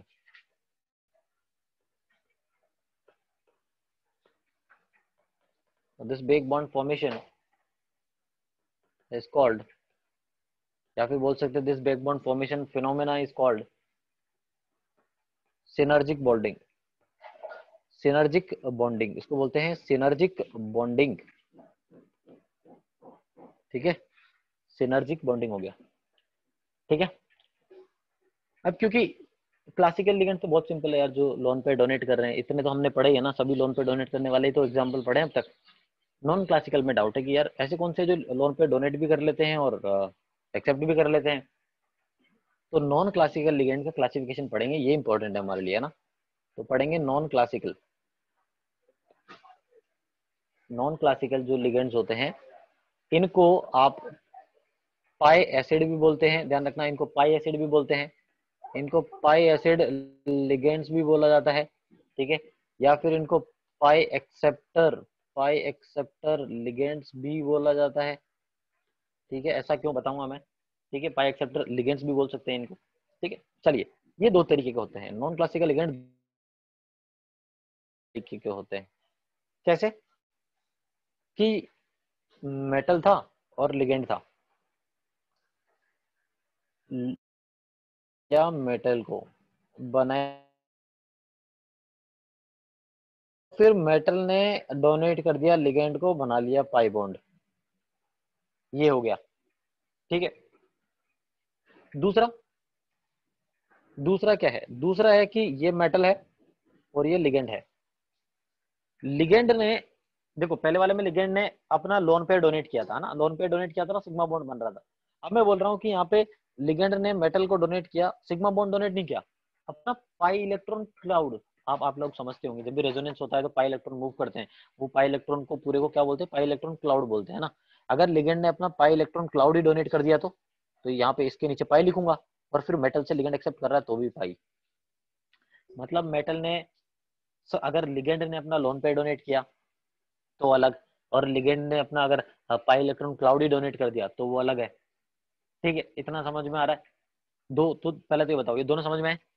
अगर जो लोन पे डोनेट कर रहा है लिगेंड, उसने अपना लोन पे डोनेट किया, जो कि अब तक हम पढ़ रहे थे, अब तक आपने देखा सब लोन पे ही डोनेट कर रहे हैं, कहीं पे आपने ऐसा एग्जांपल नहीं देखा जहाँ पे पाई इलेक्ट्रॉन क्लाउड डोनेट होता है? ऐसा कोई एग्जांपल है क्या? देखो, आप ये जानते हो कि यार ये रिंग एरोमेटिक है, एरोमेटिक है ना? ये रिंग एरोमेटिक है या नहीं, इतना बताओ पहले तो। ये इसमें इलेक्ट्रॉन क्लाउड है, कितने एक इलेक्ट्रॉन है? 6 पाई इलेक्ट्रॉन है इसमें, पहले तो ये बताओ। 6 पाई इलेक्ट्रॉन है, अगर ये 6 पाई इलेक्ट्रॉन, ये रिंग जो है, अगर ये पाई इलेक्ट्रॉन क्लाउड ही डोनेट कर दे तो आएगा ये राइट वाले केस में, इस वाली कैटेगरी में आएगा वो, इस कैटेगरी में आएगा वो, समझ रहे हो? लोन पेयर हाँ डोनेट सर। नहीं कर रहा, अपने पाई इलेक्ट्रॉन क्लाउड को डोनेट करेगा। अगर पाई इलेक्ट्रॉन क्लाउड को डोनेट करेगा तो सेकंड कैटेगरी में आएगा, अगर सिर्फ लोन पे डोनेट कर रहा है तो फर्स्ट कैटेगरी में आएगा। पहले तो इतना क्लियर रखो, समझ में आता है? हाँ यार ठीक है, चलिए अब इसी में हम पहले वाले पे थोड़ा फोकस करते हैं, फर्स्ट वन जिस पे फोकस करेंगे। लिगेंड अपना अगर लोन पेयर दे रहा है मेटल को, तो वो भी दो तरीके से दे सकता है। या तो मेटल अपने एंटी बॉन्डिंग में इलेक्ट्रॉन एक्सेप्ट करे, एंटी बॉन्डिंग मॉलिक्यूलर ऑर्बिटल जानते हो ना, एमओटी में पढ़ा होगा। हाँ ऐसे सर। ऐसे कौन कौन से एग्जांपल होते हैं? कार्बन मोनोऑक्साइड हो गया, एन हो गया, NO प्लस हो गया, और CN माइनस हो गया। ये सब जो होता है ना, जब भी लिगेंड लोन पेयर देता है ना, तो ये चारों जो एटम बोलिए, मॉलिक्यूल बोलिए, चाहे एन बोलिए, ये चारों जो है अपना जो लोन पेयर एक्सेप्ट करते हैं, है ना, मतलब ये जो चारों हैं जब भी लोन पेयर देते हैं मेटल को, उसके हम बोल सकते हैं कि एंटी बॉन्डिंग में, या सॉरी ऐसा बोलेंगे, ध्यान से सुनना, फिर से बोल रहा हूँ। नॉन क्लासिकल लिगेंड हो गया, पाई एसिड लिगेंड हो गया, या पाई एक्सेप्टर लिगेंड हो गए। आप यहाँ पे बात कर रहे हैं नॉन क्लासिकल में, तो करेगा साथ में एक्सेप्ट भी कर रहा है, साथ में एक्सेप्ट भी कर रहा है, ये हमें पता है। हाँ, दो केसेस बनाए डोनेशन के बेसिस पे, लोन पे डोनेट कर रहा है, एक बार पाई इलेक्ट्रॉन क्लाउड डोनेट कर रहा है, ठीक है, जो भी है। पहले वाले में बात कर रहा हूँ मैं, जब वो एक्सेप्ट कर रहा है, जब वो एक्सेप्ट कर रहा है उसकी बात कर रहा हूँ। अगर वो एक्सेप्ट कर रहा है, अगर उसने एक्सेप्ट किया, लिगेंड अगर लोन पेयर एक्सेप्ट कर रहा है, ये सब लिगेंड ही है ना, carbon monoxide, NO plus, CN minus, ये सभी लिगेंड ही तो है। अगर लिगेंड ने अपने एंटी बॉन्डिंग में इलेक्ट्रॉन एक्सेप्ट किया, तो ये पहले वाला केस हो गया। अगर लिगेंड ने अपने डी ऑर्बिटल में एक्सेप्ट किया, तो वो अलग वाला केस हो गया। डी ऑर्बिटल मतलब लिगेंड एक्सेप्ट कर रहा है, वो बोल रहा हूँ मैं। ऐसे कौन कौन से मॉलिक्यूल होते हैं? एक हो गया PF3, PF3 में लिगेंड एक्सेप्ट करता है, PH3 में लिगेंड एक्सेप्ट करता है। इसके अलावा ASH3 हो गया, यहाँ पे लिगेंड एक्सेप्ट करता है। उसके अलावा R3P ट्राई एल्काइल फोस्फीन हो गया, यहाँ पे भी लिगेंड एक्सेप्ट करता है। बट लिगेंड इन सब केसेस में डी ऑर्बिटल में एक्सेप्ट करता है, और ऊपर वाले चार जो है वहाँ पे एंटी बॉन्डिंग में एक्सेप्ट कर रहा है लिगेंड। ठीक है, कोई दिक्कत किसी को? नहीं ठीक है, सर। चलिए। रही बात ये, जहाँ पे मैंने बताया कि यार ये पाई बॉन्ड जो है, मतलब राइट हैंड साइड में जो मैंने लिखा कि लिगेंड अपना पाई इलेक्ट्रॉन क्लाउड डोनेट कर देगा, ऐसे कौन कौन से मॉलिक्यूल होते हैं सर जो पाई इलेक्ट्रॉन क्लाउड ही डोनेट कर देते हैं? ये भी तो जानना जरूरी है। उसके एग्जांपल मैं बता देता हूँ पहले, फिर बाकी बातें बाद में करेंगे ना। तो ये ऐसे एग्जांपल होते हैं, इनको आप बोलेंगे पाई लिगेंड्स। पाई लिगेंड्स, पाई लिगेंड्स क्यों बोलेंगे? इसलिए पाई लिगेंड बोलेंगे क्योंकि अपना electron, pi electron cloud donate कर रहा है। ठीक, ठीक है। तो चलिए टारगेट करते हैं उन्हीं पाई लिगेंड्स के बारे में। ये पाई लिगेंड कौन कौन से होते हैं, ध्यान से सुनिएगा। तो मैं डायरेक्टली लिख देता हूँ यहाँ पे naming of pi, naming of pi ligand ही लिख देता हूँ। क्यों? ताकि आप इसका साथ में साथ इसका नेमिंग भी पढ़ लेंगे, और ये भी देख लेंगे कि पाई लिगेंड होते कौन कौन से हैं जो पाई इलेक्ट्रॉन क्लाउड डोनेट करेंगे। सबसे पहला एग्जांपल, बहुत ही इंपॉर्टेंट एग्जांपल, जो है C2H4। बहुत ही फेमस एग्जांपल है ये, तो आप सब जानते ही हैं इसको। C2H4 है। क्या होता है ना, ये कार्बन जो पाई इलेक्ट्रॉन क्लाउड है ना, पाई इलेक्ट्रॉन क्लाउड ही डोनेट कर देता है। अभी पाई बॉन्ड है तो उसमें दो इलेक्ट्रॉन है, मतलब दो इलेक्ट्रॉन डोनेट कर रहा है, सिंपल सी बात है। ठीक है, ये क्या है? ये है इथाइलिन। इथाइलिन है ना, ये है इथाइलिन। देखो, जो जो पाई लिगेंड्स होते हैं उनका नोमेनक्लेचर लिखा जाता है ईटा इथाइलिन। ईटा लिखते हैं, ईटा के ऊपर एक नंबर लिखते हैं। ईटा के ऊपर नंबर क्या लिखते हैं कि कितने एटम मिलके डोनेट कर रहे हैं। जैसे यहाँ पे दो कार्बन है, दो कार्बन मिलके डोनेट कर रहे हैं, है ना, दोनों कार्बन पाई बॉन्ड बना रहे हैं, दोनों कार्बन मिलके डोनेट कर रहे हैं, तो यहाँ पे N2 लिखेंगे, Na2 लिखेंगे यहाँ पे। पहले तो ये समझो, एग्जांपल से समझ में आएगा, टेंशन मत लो। इसको आप ईटा2 इथीन लिखेंगे। इस लिगेंड के नाम अगर कोई पूछे आपसे, तो इथाइलिन नहीं है, इस लिगेंड का नाम हो गया ईटा2। जब जैसे आपने ईटा2 लिखा, वो ऑब्वियसली क्लियर है कि ईटा लिखा मतलब पाई इलेक्ट्रॉन क्लाउड डोनेट हो रहा है। ईटा लिखा मतलब पाई इलेक्ट्रॉन क्लाउड डोनेट हो रहा है, बात खत्म। ये समझा क्या तुम लोगों को? पहले बताओ। Yes sir. हाँ सर। तो एक सिंपल सा एग्जांपल लेता हूं मैं। अरे यार जस्ट अ मिनट बेटा। बी लिखा मैंने C3H5 माइनस, जिसको एलाइल बोलते हैं, हम लोग अच्छे से जानते हैं एलाइल क्या हो गया। CH2 double bond CH single bond CH2 minus, ये हो गया। ठीक है, आपको पता ही है कि यार यहाँ पे क्या हो रहा है। इसका रियल हाइब्रिड अगर आप बनाएंगे तो रियल हाइब्रिड तो आप लोग अच्छे से बनाएंगे, क्या बनेगा, रियल हाइब्रिड बनेगा सर इसका, यहाँ पे pi bond partial pi bond, यहाँ पे माइनस डेल्टा, यहाँ पे माइनस डेल्टा, ये रियल हाइब्रिड बन गया इसका। ठीक है, तो यहाँ पे कितने पाई इलेक्ट्रॉन है इसके पास, आप ये बताइए कितने पाई इलेक्ट्रॉन है। 4 पाई इलेक्ट्रॉन हुए या नहीं है, पहले तो ये बताओ। यहाँ पे 4 पाई इलेक्ट्रॉन है या नहीं है। एक तो नेगेटिव चार्ज में 2 इलेक्ट्रॉन है, और एक पाई बॉन्ड है जहाँ पे 2 यस सर। इलेक्ट्रॉन है। हाँ अगर सर। ये चारों पाई हाँ सिग्मा सर। नेगेटिव का रेजोनेंस हो रहा है, पाई सिग्मा नेगेटिव का रेजोनेंस हो रहा है, तो 4 पाई इलेक्ट्रॉन हो रहे हैं यहाँ पे। तो देखो दो तरीके से मैं आपको समझा दूंगा, यहाँ पे क्लियर हो जाएगा सब कुछ।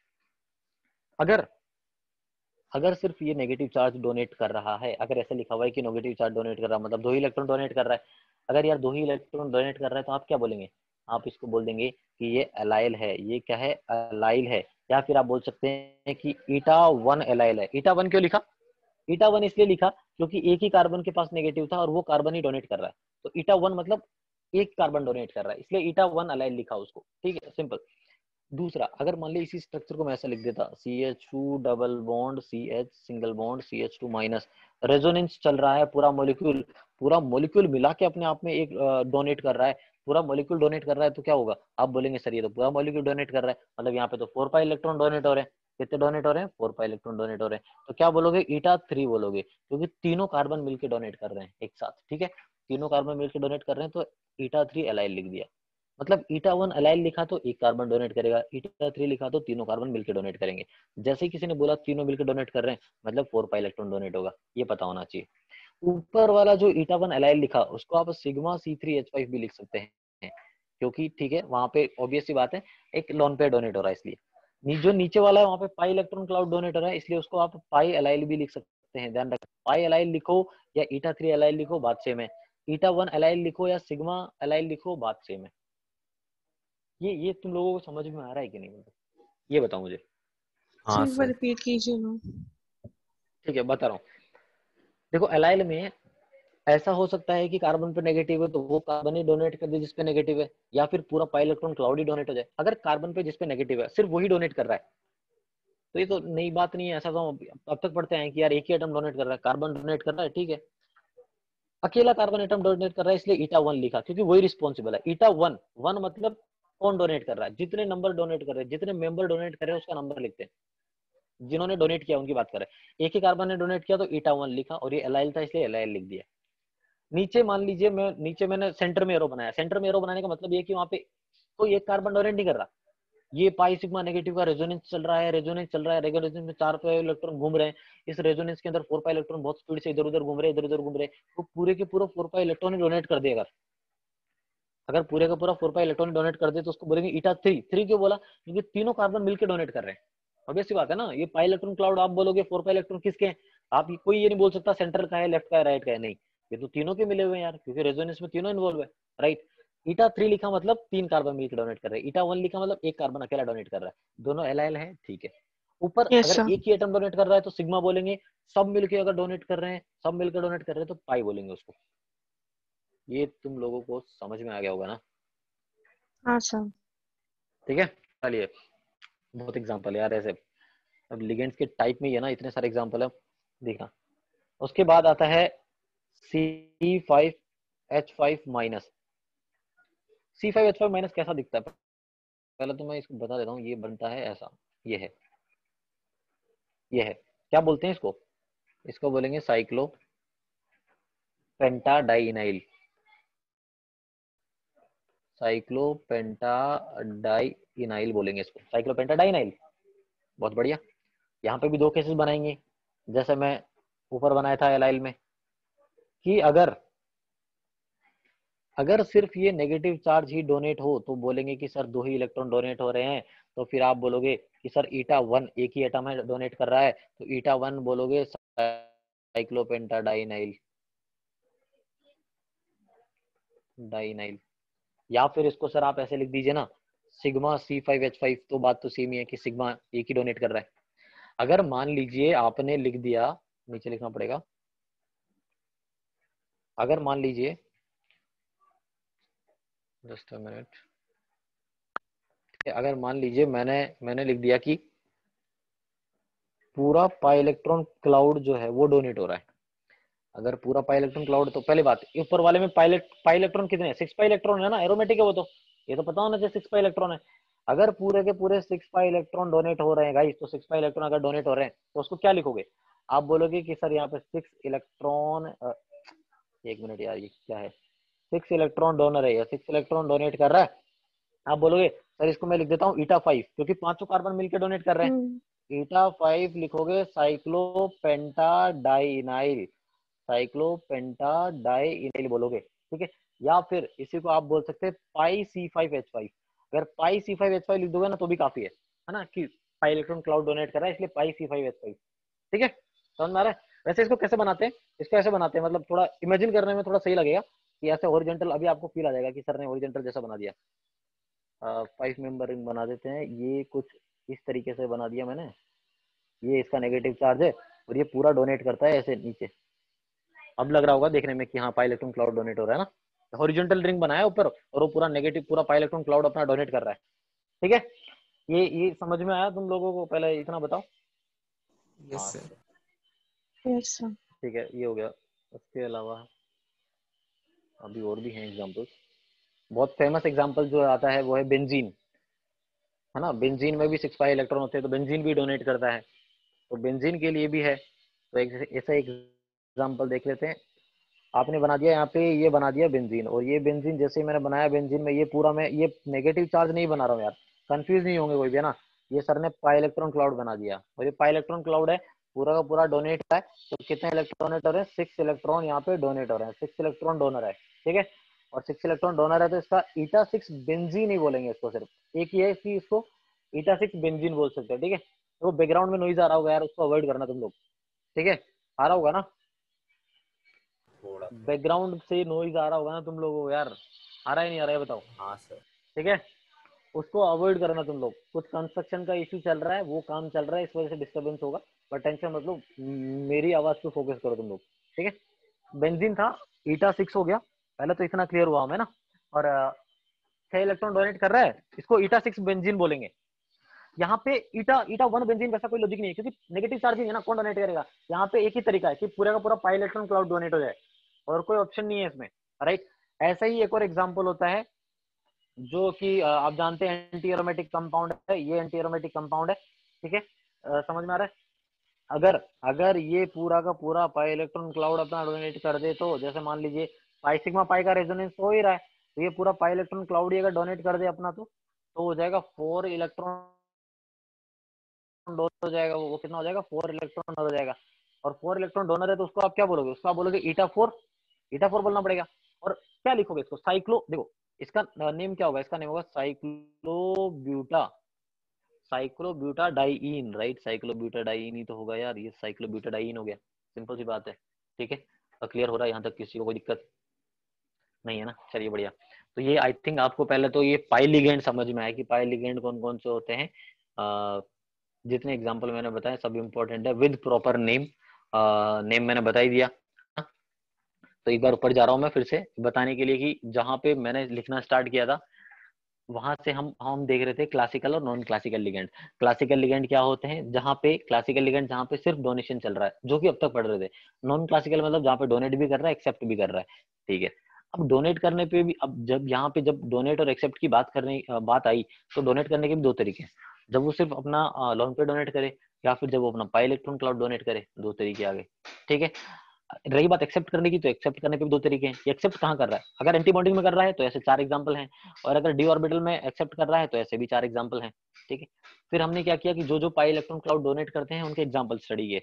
इथाइलिन देखा हमने, फिर अलाइल देखा हमने, फिर साइक्लोपेंटाडाइनाइल देखा, फिर उसके बाद बेंजीन देखा, राइट। उसके बाद हमने साइक्लोब्यूटाडाइइन देखा, राइट। आई थिंक इतने एग्जाम्पल मोर देन सफिशिएंट है। क्लियर हो रहा है इतना? ठीक है, चलिए हाँ अब हम चलते हैं सीधा सिनर्जिक बॉन्डिंग पे। जो मैंने बताया था तुम लोगों को कि सिनर्जिक बॉन्डिंग होता है, उसके बारे में थोड़ा पढ़ लेते हैं।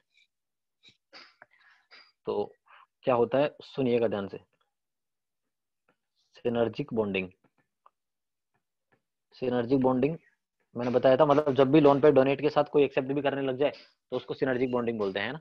मतलब डोनेशन और एक्सेप्ट दोनों साथ में हो, साइमल्टेनियसली हो, तो उसको सिनर्जिक बॉन्डिंग बोलते हैं। या ये जो सिनर्जिक बॉन्डिंग है बैक बॉन्ड के थ्रू होता है। ध्यान से सुनिएगा। सिनर्जी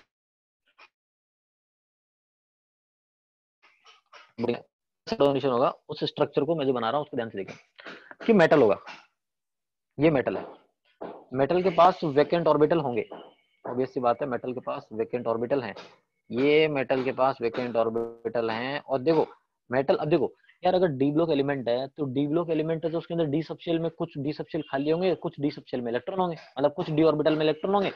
डी ब्लॉक एलिमेंट उसी के तो बोलते हैं जिसमें लास्ट इलेक्ट्रॉन डी में जाता है ना। लास्ट इलेक्ट्रॉन डी में जा रहा है तो डी सबशेल बोलेंगे, डी ब्लॉक एलिमेंट बोलेंगे। तो डी ब्लॉक के एलिमेंट के अंदर डी ऑर्बिटल के अंदर इलेक्ट्रॉन होते हैं, कुछ में होते हैं, कुछ खाली होते हैं।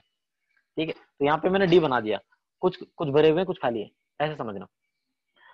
अब मैं राइट हैंड साइड में एक लिगेंड बना रहा हूँ, मैंने लिगेंड बनाया यहाँ पे कार्बन मोनोऑक्साइड, ये बना दिया कार्बन मोनोऑक्साइड जो कि ऐसा दिखता है। ठीक है, ऐसा क्यों बनाया? क्योंकि ऊपर हमने देखा था कि ये कार्बन मोनोऑक्साइड ये सब ऐसे हैं जो अपना जो लोन पे डोनेट करते हैं और एक्सेप्ट भी कर लेते हैं एंटी बॉन्डिंग में, ऐसा बताया था मैंने ऊपर। तो कार्बन मोनोऑक्साइड का एंटी बॉन्डिंग मॉलिक्यूलर ऑर्बिटल बनाओ फिर। तो इसका anti bonding molecular orbital, anti bonding ऐसे थोड़ा दूर की तरफ होते हैं, रिपल्शन होता है ना एंटी बॉन्डिंग का मतलब, एंटी बॉन्डिंग ऑर्बिटल्स ऐसे दूर की तरफ होते हैं, हमेशा ध्यान रखना। ये हो गया पहले तो, ये एंटी बॉन्डिंग ऑर्बिटल्स हो गए, थोड़ा दूर की तरफ हो गए। अब क्या करना है? अब हुआ ये कि जो कार्बन है, कार्बन अपना लोन पेयर डोनेट करता है मेटल को। तो देखो ध्यान से, कार्बन ने लोन पेयर डोनेट किया मेटल को, ये एरो देखो, कार्बन ने अपना जो लोन पेयर है वो डोनेट किया मेटल को, ताकि कार्बन अपना लोन पेयर डोनेट किया मेटल को। ठीक है, ये तो होता ही है, नॉर्मल डोनेट करते ही है सब। बट साथ ही साथ इसने क्या किया, इसने किया कि मेटल के पास जो डी ऑर्बिटल थे, उस डी ऑर्बिटल के अंदर इलेक्ट्रॉन्स है, इलेक्ट्रॉन है तो उसको मैं ऐसे बना देता हूँ, क्योंकि ये इलेक्ट्रॉन है तो मैं उसको ऑर्बिटल को इस तरीके से बना देता हूँ कि ये फील्ड वाले इलेक्ट्रॉन है, ये फील्ड वाले ऑर्बिटल्स हैं, इसकी मैं बात कर रहा हूँ, ये फील्ड ऑर्बिटल्स है ना। डी में डी सब शेल पूरे खाली थोड़ी होंगे, इलेक्ट्रॉन भी तो होंगे उनमें। तो जिस भी डी ऑर्बिटल में इलेक्ट्रॉन है, वो डी ऑर्बिटल जो है वापस से बैक डोनेशन करता है, वो बैक डोनेशन करता है और वो डोनेट कर देता है कार्बन मोनोऑक्साइड को। कार्बन मोनोऑक्साइड को डोनेट किया। अब ऐसा नहीं है कि नीचे से भी डोनेट हो रहा है ऊपर से भी डोनेट हो रहा है, तो ये दो अलग अलग है, नहीं, एक ही डोनेशन है ना। आप जानते हैं कि पाई बॉन्ड जब बनता है तो साइडवेज ओवरलैपिंग होता है ना, तो एक ही पाई बॉन्ड है वो, बट दो बार ओवरलैपिंग दिखाते हैं ना, वैसे ही है, ये डोनेट कर रहा है। किसको डोनेट किया? कार्बन मोनोऑक्साइड को। कार्बन मोनोऑक्साइड के कौन से ऑर्बिटल में डोनेट किया? ये उसके एंटी बॉन्डिंग मॉलिक्यूलर ऑर्बिटल में डोनेट किया। ठीक है, एंटी बॉन्डिंग मॉलिक्यूलर ऑर्बिटल में डोनेट किया गया है। और ये जो एंटी बॉन्डिंग मॉलिक्यूलर ऑर्बिटल है, ये इसका लोएस्ट ऑक्यूपाइड मॉलिक्यूलर ऑर्बिटल होता है। होमोलुमो शायद सुना होगा आप लोगों ने, ये लोएस्ट ऑक्यूपाइड मॉलिक्यूलर ऑर्बिटल है कार्बन मोनोऑक्साइड का। सिंपल सी बात। दूसरी बात की जो सिग्मा बॉन्ड बना है, जो कार्बन मोनोऑक्साइड ने अपना लोन पे डोनेट किया है मेटल को, वो कैसे है? वो जो कार्बन मोनोऑक्साइड ने अपना लोन पे डोनेट किया है, वो कार्बन मोनोऑक्साइड का ऑर्बिटल जो है, ऑर्बिटल है, इसको बोलते हैं आप नॉन बॉन्डिंग मॉलिक्यूलर ऑर्बिटल। ये है नॉन बॉन्डिंग मॉलिक्यूलर ऑर्बिटल, और इसको बोलते हैं हाईएस्ट ऑक्यूपाइड मॉलिक्यूलर। ध्यान से सुनना, कार्बन मोनोऑक्साइड ने जो डोनेट किया वो अपना हाईएस्ट ऑक्यूपाइड मॉलिक्यूलर ऑर्बिटल से लोन पे डोनेट किया, और एक लोएस्ट ऑक्यूपाइड मॉलिक्यूलर ऑर्बिटल या फिर एंटी बॉन्डिंग मॉलिक्यूलर ऑर्बिटल। समझ में आता है इतना? ठीक है, ये जो डोनेशन है, जो बैक डोनेशन है, इसी को गाइस बोलते हैं बैक बॉन्डिंग, इसी को बोलते हैं बैक बॉन्डिंग बोलते हैं। और ये बैक बॉन्डिंग ही हमारा है सिनर्जिक बॉन्डिंग, इसी को बोला जाता है सिनर्जिक बॉन्डिंग। ठीक है, आई होप कि ये आप लोगों को क्लियर हो रहा है। प्रॉब्लम कि यार सिनर्जिक बॉन्डिंग से हो क्या रहा है, इफेक्ट ऑफ सिनर्जिक बॉन्डिंग, इसकी बात करते हैं कि इफेक्ट क्या क्या हो रहे हैं। सो इफेक्ट ऑफ सिनर्जिक बॉन्डिंग, ठीक है, इफेक्ट ऑफ सिनर्जिक बॉन्डिंग की बात कर रहे हैं, ध्यान से सुनना, ध्यान से सुनना, यहाँ पे एक ही बार बताऊंगा बस, है ना। मेटल और कार्बन को देखो, आप तो रफ स्ट्रक्चर बना दो कि यार मेटल था, कार्बन ऑक्सीजन था, कार्बन ऑक्सीजन के बीच में बॉन्ड बन रहा था, और कार्बन मेटल को अपना लोन पे डोनेट कर रहा था, ठीक है। और फिर मेटल भी वापस से क्या है, बैक डोनेशन दिखा रहा था, मेटल भी वापस से बैक डोनेशन दिखा रहा था। तो अलग कलर से दिखा देता हूँ, मेटल भी वापस से बैक डोनेशन दिखा रहा था, इस तरीके से मेटल भी डोनेट कर रहा था, ठीक है। अब देखो ध्यान से, अगर सिनर्जिक बॉन्डिंग होता है तो क्या होता है, मेटल कार्बन जो होता है, मेटल कार्बन की बात कर रहा हूं मैं, मेटल कार्बन बॉन्ड की बात कर रहा हूं मैं, मेटल कार्बन बॉन्ड की बात कर रहा हूं। Due to synergic bonding, due to synergic bonding metal carbon का जो बॉन्ड लेंथ है उसमें डबल बॉन्ड कैरेक्टर आएगा, डबल बॉन्ड कैरेक्टर आएगा मतलब बॉन्ड लेंथ कम होगा, ऑब्वियस सी बात है, बॉन्ड लेंथ कम होगा, मेटल कार्बन का बॉन्ड लेंथ कम होगा, या फिर बोल सकते हैं कि मेटल कार्बन का बॉन्ड ऑर्डर बढ़ेगा, ऐसा बोल सकते हैं, समझ में आ रहा है। वहीं अगर बॉन्ड लेंथ और बॉन्ड ऑर्डर तो समझ में आ गया तुम लोगों को, वहीं अगर आप कार्बन ऑक्सीजन बॉन्ड की बात करें तो कार्बन ऑक्सीजन बॉन्ड में क्या होगा गाइस, कार्बन ऑक्सीजन बॉन्ड में सिनर्जिक बॉन्डिंग की वजह से कार्बन ऑक्सीजन का जो बॉन्ड लेंथ होता है वो इंक्रीज होता है और उनका बॉन्ड ऑर्डर जो है डिक्रीज होगा। ऐसा क्यों, अब खुद सोचिए यार, जब मैं बोल रहा हूँ कि कार्बन जो है ऐसे बॉन्ड बना रहा है, अगर कार्बन ने एक बॉन्ड और बना लिया, 4 बॉन्ड हो गए, ठीक है, डोनेट कर दिया, अब कार्बन अगर इधर से एक्सेप्ट करेगा तो इधर एक बॉन्ड उसको तोड़ना पड़ेगा ना, क्योंकि कार्बन 4 ही बॉन्ड बना सकता है। तो कार्बन और ऑक्सीजन के बीच का बॉन्ड तोड़ दिया उसने, तोड़ दिया मतलब बॉन्ड ऑर्डर कम हो गया, बॉन्ड ऑर्डर कम हो गया मतलब बॉन्ड लेंथ बढ़ गया, यही तो लॉजिक है कि बॉन्ड लेंथ बढ़ गया। तो सिनर्जिक बॉन्डिंग का इफेक्ट क्या होता है, सिनर्जिक बॉन्डिंग का इफेक्ट क्या होता है, पहले तो वो समझिए कि मेटल कार्बन का बॉन्ड लेंथ कम होता है और उसका बॉन्ड ऑर्डर बढ़ जाता है। वहीं अगर आप कार्बन ऑक्सीजन की बात करें तो कार्बन ऑक्सीजन का बॉन्ड लेंथ बढ़ता है, उसका बॉन्ड ऑर्डर कम होता है। और ये सिनर्जिक बॉन्डिंग मिलता है गाइस, ये आप कार्बन मोनोऑक्साइड इसका मेन एग्जांपल है। जितने भी मैं एग्जांपल बात करूंगा ना वो सब कार्बन मोनोऑक्साइड की बात करूंगा, इसलिए कार्बन मोनोऑक्साइड का एग्जांपल मैंने लिया और उसको दिमाग में रख लो कि डोनेट तो उसका होमो कर रहा है और एक्सेप्ट कर रहा है उसका लूमो ऑर्बिटल, ठीक है। यहां तक किसी को कोई डाउट? देखो सिनर्जिक बॉन्डिंग बहुत इंपॉर्टेंट है, मैं बोल रहा हूँ, एक बार बढ़िया क्वेश्चन पूछा गया था जैसे 2-3 साल पहले, और बहुत ही बढ़िया सवाल, इतना बढ़िया कि उसके लिए अंडरस्टैंडिंग आपको बढ़िया हाई लेवल का होना चाहिए था, ऐसे नॉर्मल हवा में पढ़ने से कुछ नहीं होगा, समझ में आ रहा है। तो ये बताओ जितना ज्ञान दिया तुमको ये समझ में आया कि नहीं, इतना बताओ बस, बाकी बातें बाद में करेंगे, ठीक है। चिन्ह में ये सब कहाँ चले गए थे, ठीक है। सर लाइट कट गई थी इधर। अच्छा बेटा, बारिश आ रही है क्या वहाँ पे? पता नहीं हाँ सर क्यों। पता नहीं, वो पूछ रहा हूँ बारिश आ रही है ये पूछ रहा हूँ मैं। अच्छा हाँ नहीं पता नहीं, सर, धूप है, काफी धूप है। अच्छा काफी धूप है, ठीक है, ओके। चलिए अब इतनी बात कर ही चुके हैं। अच्छा एक बात और, स्ट्रेचिंग फ्रीक्वेंसी तो आप लोग जानते होंगे ना, स्ट्रेचिंग, स्ट्रेच करना कोई बॉन्ड को, जैसे मान लो कि कार्बन कार्बन का सिंगल बॉन्ड है और कार्बन कार्बन का डबल बॉन्ड है और कार्बन कार्बन का ट्रिपल बॉन्ड है, कौन से बॉन्ड को स्ट्रेच करना आसान है, तो कौन से ऑब्जेक्ट को स्ट्रेच कर सकते हैं, जो ऑब्जेक्ट वीक है यार, जो बॉन्ड वीक है उसको स्ट्रेच कर सकते हो आप, ऑब्वियस सी बात है, और जो बॉन्ड बहुत स्ट्रांग है उसको स्ट्रेच करना मुश्किल है। तो स्ट्रेचिंग फ्रीक्वेंसी अगर आपसे कोई पूछे, मतलब फ्रीक्वेंसी मतलब एनर्जी समझना आप, क्योंकि फ्रीक्वेंसी और एनर्जी डायरेक्टली प्रोपोर्शनल होते हैं।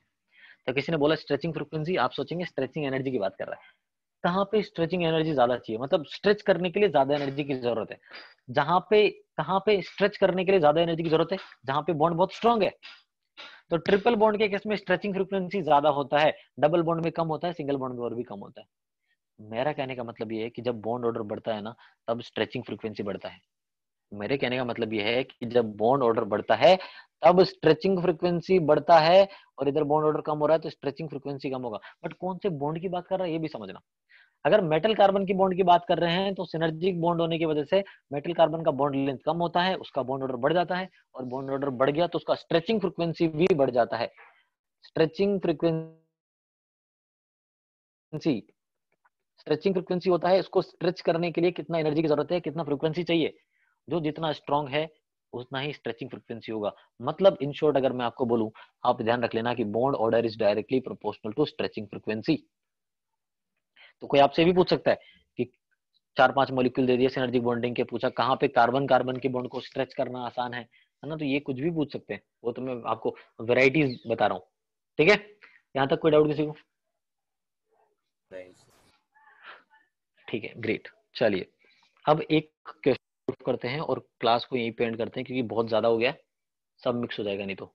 और एक बात और बता दूं कि मोस्ट प्रोबेबली हो सकता है शायद सैटरडे को एक्स्ट्रा क्लास हो जाए, क्योंकि ये चैप्टर के लिए 3 क्लास बचा है हमारे पास, और 3 क्लास में हो नहीं सकता ये। 3 क्लास में तभी होगा जब स्पीड से भी पढ़ाए और बहुत सा कॉन्सेप्ट उड़ा दे, वैसा होगा नहीं। तो एक्स्ट्रा क्लास सैटरडे को होगा, मैं पहले ही बोल देता हूँ, और 2 आवर्स का यस होगा वो सर। भी, जितना अभी था। हाँ ठीक। सर। Okay sir. अब वो मैंने बिना मतलब मैंने फिक्स किया सैटरडे को, लोगों का क्लास होगा ना, वो फर्क नहीं पड़ता, उससे अटेंड करना पड़ेगा। ठीक है ना, तो ध्यान रखना। तो which of the following complex, या फिर आयन की बात कर लेते हैं, which of the following complex और ion has higher higher carbon oxygen bond length. ठीक है, बढ़िया सवाल पूछा है, कार्बन ऑक्सीजन बॉन्ड लेंथ पूछ रहा है, या फिर लोअर कार्बन ऑक्सीजन बॉर्डर, बात तो सेम ही है, या फिर higher metal carbon bond order, या फिर lower metal carbon bond length. यार सभी का मीनिंग सेम ही है बेटा, सब सेम, चारों का मतलब सेम है, कुछ भी चारों सेम ही है। आप खुद सोचिए, कार्बन ऑक्सीजन का बॉन्ड लेंथ अगर ज्यादा होगा तो उसका बॉन्ड ऑर्डर कम होगा, इसलिए हायर और लोअर लिखा। अगर कार्बन ऑक्सीजन का बॉन्ड लेंथ ज्यादा है तो मेटल कार्बन का बॉन्ड लेंथ कम हो जाएगा, इसलिए लोअर लिख दिया। तो आई थिंक ये समझ में आ रहा होगा तुम लोगों को। मैं तो क्वेश्चन में बढ़ता हूँ, क्वेश्चन की बात करता हूँ। पहला एग्जाम्पल है NiCO4, और मैं समझाऊंगा कि कैसे अप्रोच करना है। सेकंड एग्जाम्पल है वेनेडियम CO6 माइनस। ये बी एग्जाम्पल, बी था, ऑप्शन था। सी ऑप्शन है FeCO5, ये हो गया। डी एग्जाम्पल है CrCO6 हो गया। ठीक है, आपको क्या है, आपको क्या पता है, आपको इतना पता है कि यार जो सेंट्रल मेटल एटम है वो अलग अलग है, लिगेंड सब जगह कार्बोनिल है। जब भी कार्बोनिल लिगेंड आए ना, दिमाग में सोचना कहीं सिनर्जिक बॉन्डिंग हो रहा होगा यार, क्योंकि उसी से रिलेटेड है सारे एग्जांपल। अब कार्बोनिल तो न्यूट्रल होता है ना, अगर कार्बोनिल न्यूट्रल है तो मुझे आप लोग इतना काम करना है, आपको सेंट्रल मेटल एटम पे कहाँ पे कितना चार्ज है वो बताना है। निकल पे जीरो है, क्योंकि कार्बोनिल भी जीरो है। सेकंड वाले में कार्बोनिल पे तो जीरो है, पूरे कंपाउंड पे नेगेटिव रखा हुआ है, मतलब ये वेनेडियम पे होगा नेगेटिव चार्ज, वेनेडियम -1 है। और थर्ड वाले एग्जांपल पे आयरन पे जीरो है। यार फोर्थ वाले में भी जीरो है यार, ये तो क्रोमियम पे जीरो है। मतलब यार ये तो जो 4 एग्जांपल लिखे हैं उसमें 3 में तो सेंट्रल मेटल एटम पे जीरो है, एक पे नेगेटिव है। देखो, सिनर्जिक बॉन्डिंग बनता कब है? सिनर्जिक बॉन्डिंग तब बनता है जब मेटल भी डोनेट करने लग जाए लिगेंड को। आप मुझे बताओ, ये आप सब जगह लिगेंड तो सेम ही दिख रहा है आपको, लिगेंड तो सेम दिख रहा है, कोई कंफ्यूजन नहीं है। 4 ऑप्शन जो दिख रहे हैं उसमें से कौन सा मेटल ऐसा है जो डोनेट कर सकता है? आप बताओ मुझे कि 4 मेटल जो दिख रहे हैं, निकल, वेनेडियम, आयरन, क्रोमियम, कौन है जो डोनेट कर सकता है? वेनेडियम। एग्जैक्टली, क्योंकि उसके पास नेगेटिव चार्ज है ना। 3 तो न्यूट्रल है, वेनेडियम एक ऐसा जिसके पास नेगेटिव चार्ज है, नेगेटिव मतलब इलेक्ट्रॉन है उसके पास, तो वही डोनेट करेगा ना जिसके पास इलेक्ट्रॉन है यार। देखो, कभी भी कंपटीशन हो रहा है, एक नेगेटिव है और एक न्यूट्रल है, एक नेगेटिव एक न्यूट्रल है। हाँ, आपको पता है 100% कि यार जो नेगेटिव है वही डोनेट करेगा पहले। अब न्यूट्रल जो है वो न्यूट्रल के कंपैरिजन में नेगेटिव पहले डोनेट करेगा, तब आप इलेक्ट्रोनेगेटिविटी ये समथिंग समथिंग ये सब चेक नहीं करते। आपको पता है कि नेगेटिव है तो वही डोनेट करेगा। हाँ, अगर 2 न्यूट्रल हैं तो क्या चेक करते हैं? तो आपको पता है कि यार न्यूट्रल है तो देखते हैं कि जिसमें इलेक्ट्रोनेगेटिविटी कम है वो डोनेट करेगा, वो इंडक्टिव, रेजोनेंस, बहुत सारे फैक्टर है जो चेक करते हैं। बट अगर एक न्यूट्रल और एक एनायन है तो पहले एनायन ही डोनेट करेगा ना। तो वेनेडियम पे नेगेटिव चार्ज है, वेनेडियम जल्दी डोनेट करेगा, मतलब वेनेडियम के केस में सिनर्जिक बॉन्डिंग अच्छा होगा। इसका मतलब आप बोल सकते हैं कि सिनर्जिक बॉन्डिंग का जो एक्सटेंट है ना, सिनर्जिक बॉन्डिंग का जो एक्सटेंट है या सिनर्जिक बॉन्डिंग का जो ऑर्डर है, सिनर्जिक बॉन्डिंग सबसे ज्यादा किस में होगा? वेनेडियम वाले एग्जांपल में, वेनेडियम वाले एग्जांपल में सिनर्जिक बॉन्डिंग से ज्यादा होगा। सिनर्जिक बॉन्डिंग ज्यादा होने से होता क्या है यार? सिनर्जिक बॉन्डिंग ज्यादा होने से क्या होता है? सिनर्जिक बॉन्डिंग ज्यादा होने से सिंपल सी बात है कि मेटल और कार्बन के बीच में क्या होता है? बॉन्ड ऑर्डर बढ़ने लगता है। सिंपल सी बात है, हमें पता है कि इनके बीच में एक बॉन्ड आने लगेगा, सिनर्जी बॉन्ड बढ़ेगा तो, है ना। तो मेटल और कार्बन के बीच में जो बॉन्ड ऑर्डर है वो बढ़ने लगता है और बॉन्ड लेंथ कम होने लगता है। या कार्बन और, जस्ट मिनट,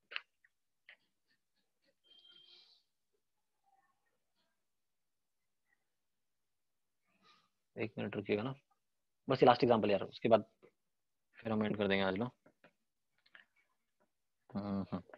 सिनर्जिक बॉन्डिंग से होता क्या है, मेटल और कार्बन के बीच में बॉन्ड ऑर्डर बढ़ने लगता है ना, और बॉन्ड लेंथ कम होने लगता है। वहीं अगर आप कार्बन और ऑक्सीजन की बात करेंगे तो कार्बन और ऑक्सीजन के बीच में, ये अलग ही प्रॉब्लम है यार, ऑक्सीजन के बीच में बॉन्ड ऑर्डर कम होने लगता है और बॉन्ड लेंथ बढ़ने लगता है। आपसे क्या पूछा है क्वेश्चन में, कोई भी एक देख लो, higher carbon oxygen bond length, carbon oxygen का higher bond length synergic bonding की वजह से तो हो रहा है। मतलब जहां पे सबसे ज्यादा सिनर्जिक बॉन्डिंग होगा ना, वो आंसर है। ये जो क्वेश्चन इसने पूछा है इनडायरेक्टली मतलब ये है कि कहाँ पे सिनर्जिक बॉन्डिंग अच्छा हो रहा है। सबसे बढ़िया सिनर्जिक बॉन्डिंग अगर कहीं पे हो रहा है तो वेनेडियम के केस में हो रहा है, इसलिए वेनेडियम उसका एग्जांपल है, वेनेडियम इसका आंसर है। ये समझ में आया कि नहीं तुम लोगों को, इतना बताओ। हाँ सर। ठीक है, क्लियर है। चलिए आज हम इतना ही देखते हैं, बाकी सिनर्जिक बॉन्डिंग पर डिस्कशन कंटिन्यू रहेगा नेक्स्ट क्लास से। ठीक है, और आई थिंक लिगेंड तो हम सब पढ़ चुके हैं, कोई कुछ बचा नहीं है। बस ये सब देखो, लिगेंड वाला जो है अच्छे से पढ़ लेना, क्योंकि सैटरडे मुझे मालूम है तब तक शायद हो सकता है आपको टाइम नहीं मिले उतना, बट ये एक बार पढ़ लेना पूरा, क्योंकि अगर ये लिगेंड ये सब नहीं पता तुम लोगों को ना, आगे का पूरा चैप्टर गुल हो जाएगा, क्योंकि नेक्स्ट लेक्चर तक हम 50% से ज्यादा ही कंप्लीट कर लेंगे चैप्टर, इसलिए बोल रहा हूँ। ठीक है, और टाइमिंग के बारे में सैटरडे को जो भी है टाइमिंग के बारे में वो मैं अंकित सर से एक बार डिस्कस करके आप लोगों को बता दूंगा। ठीक है, ओके सर। क्लियर है।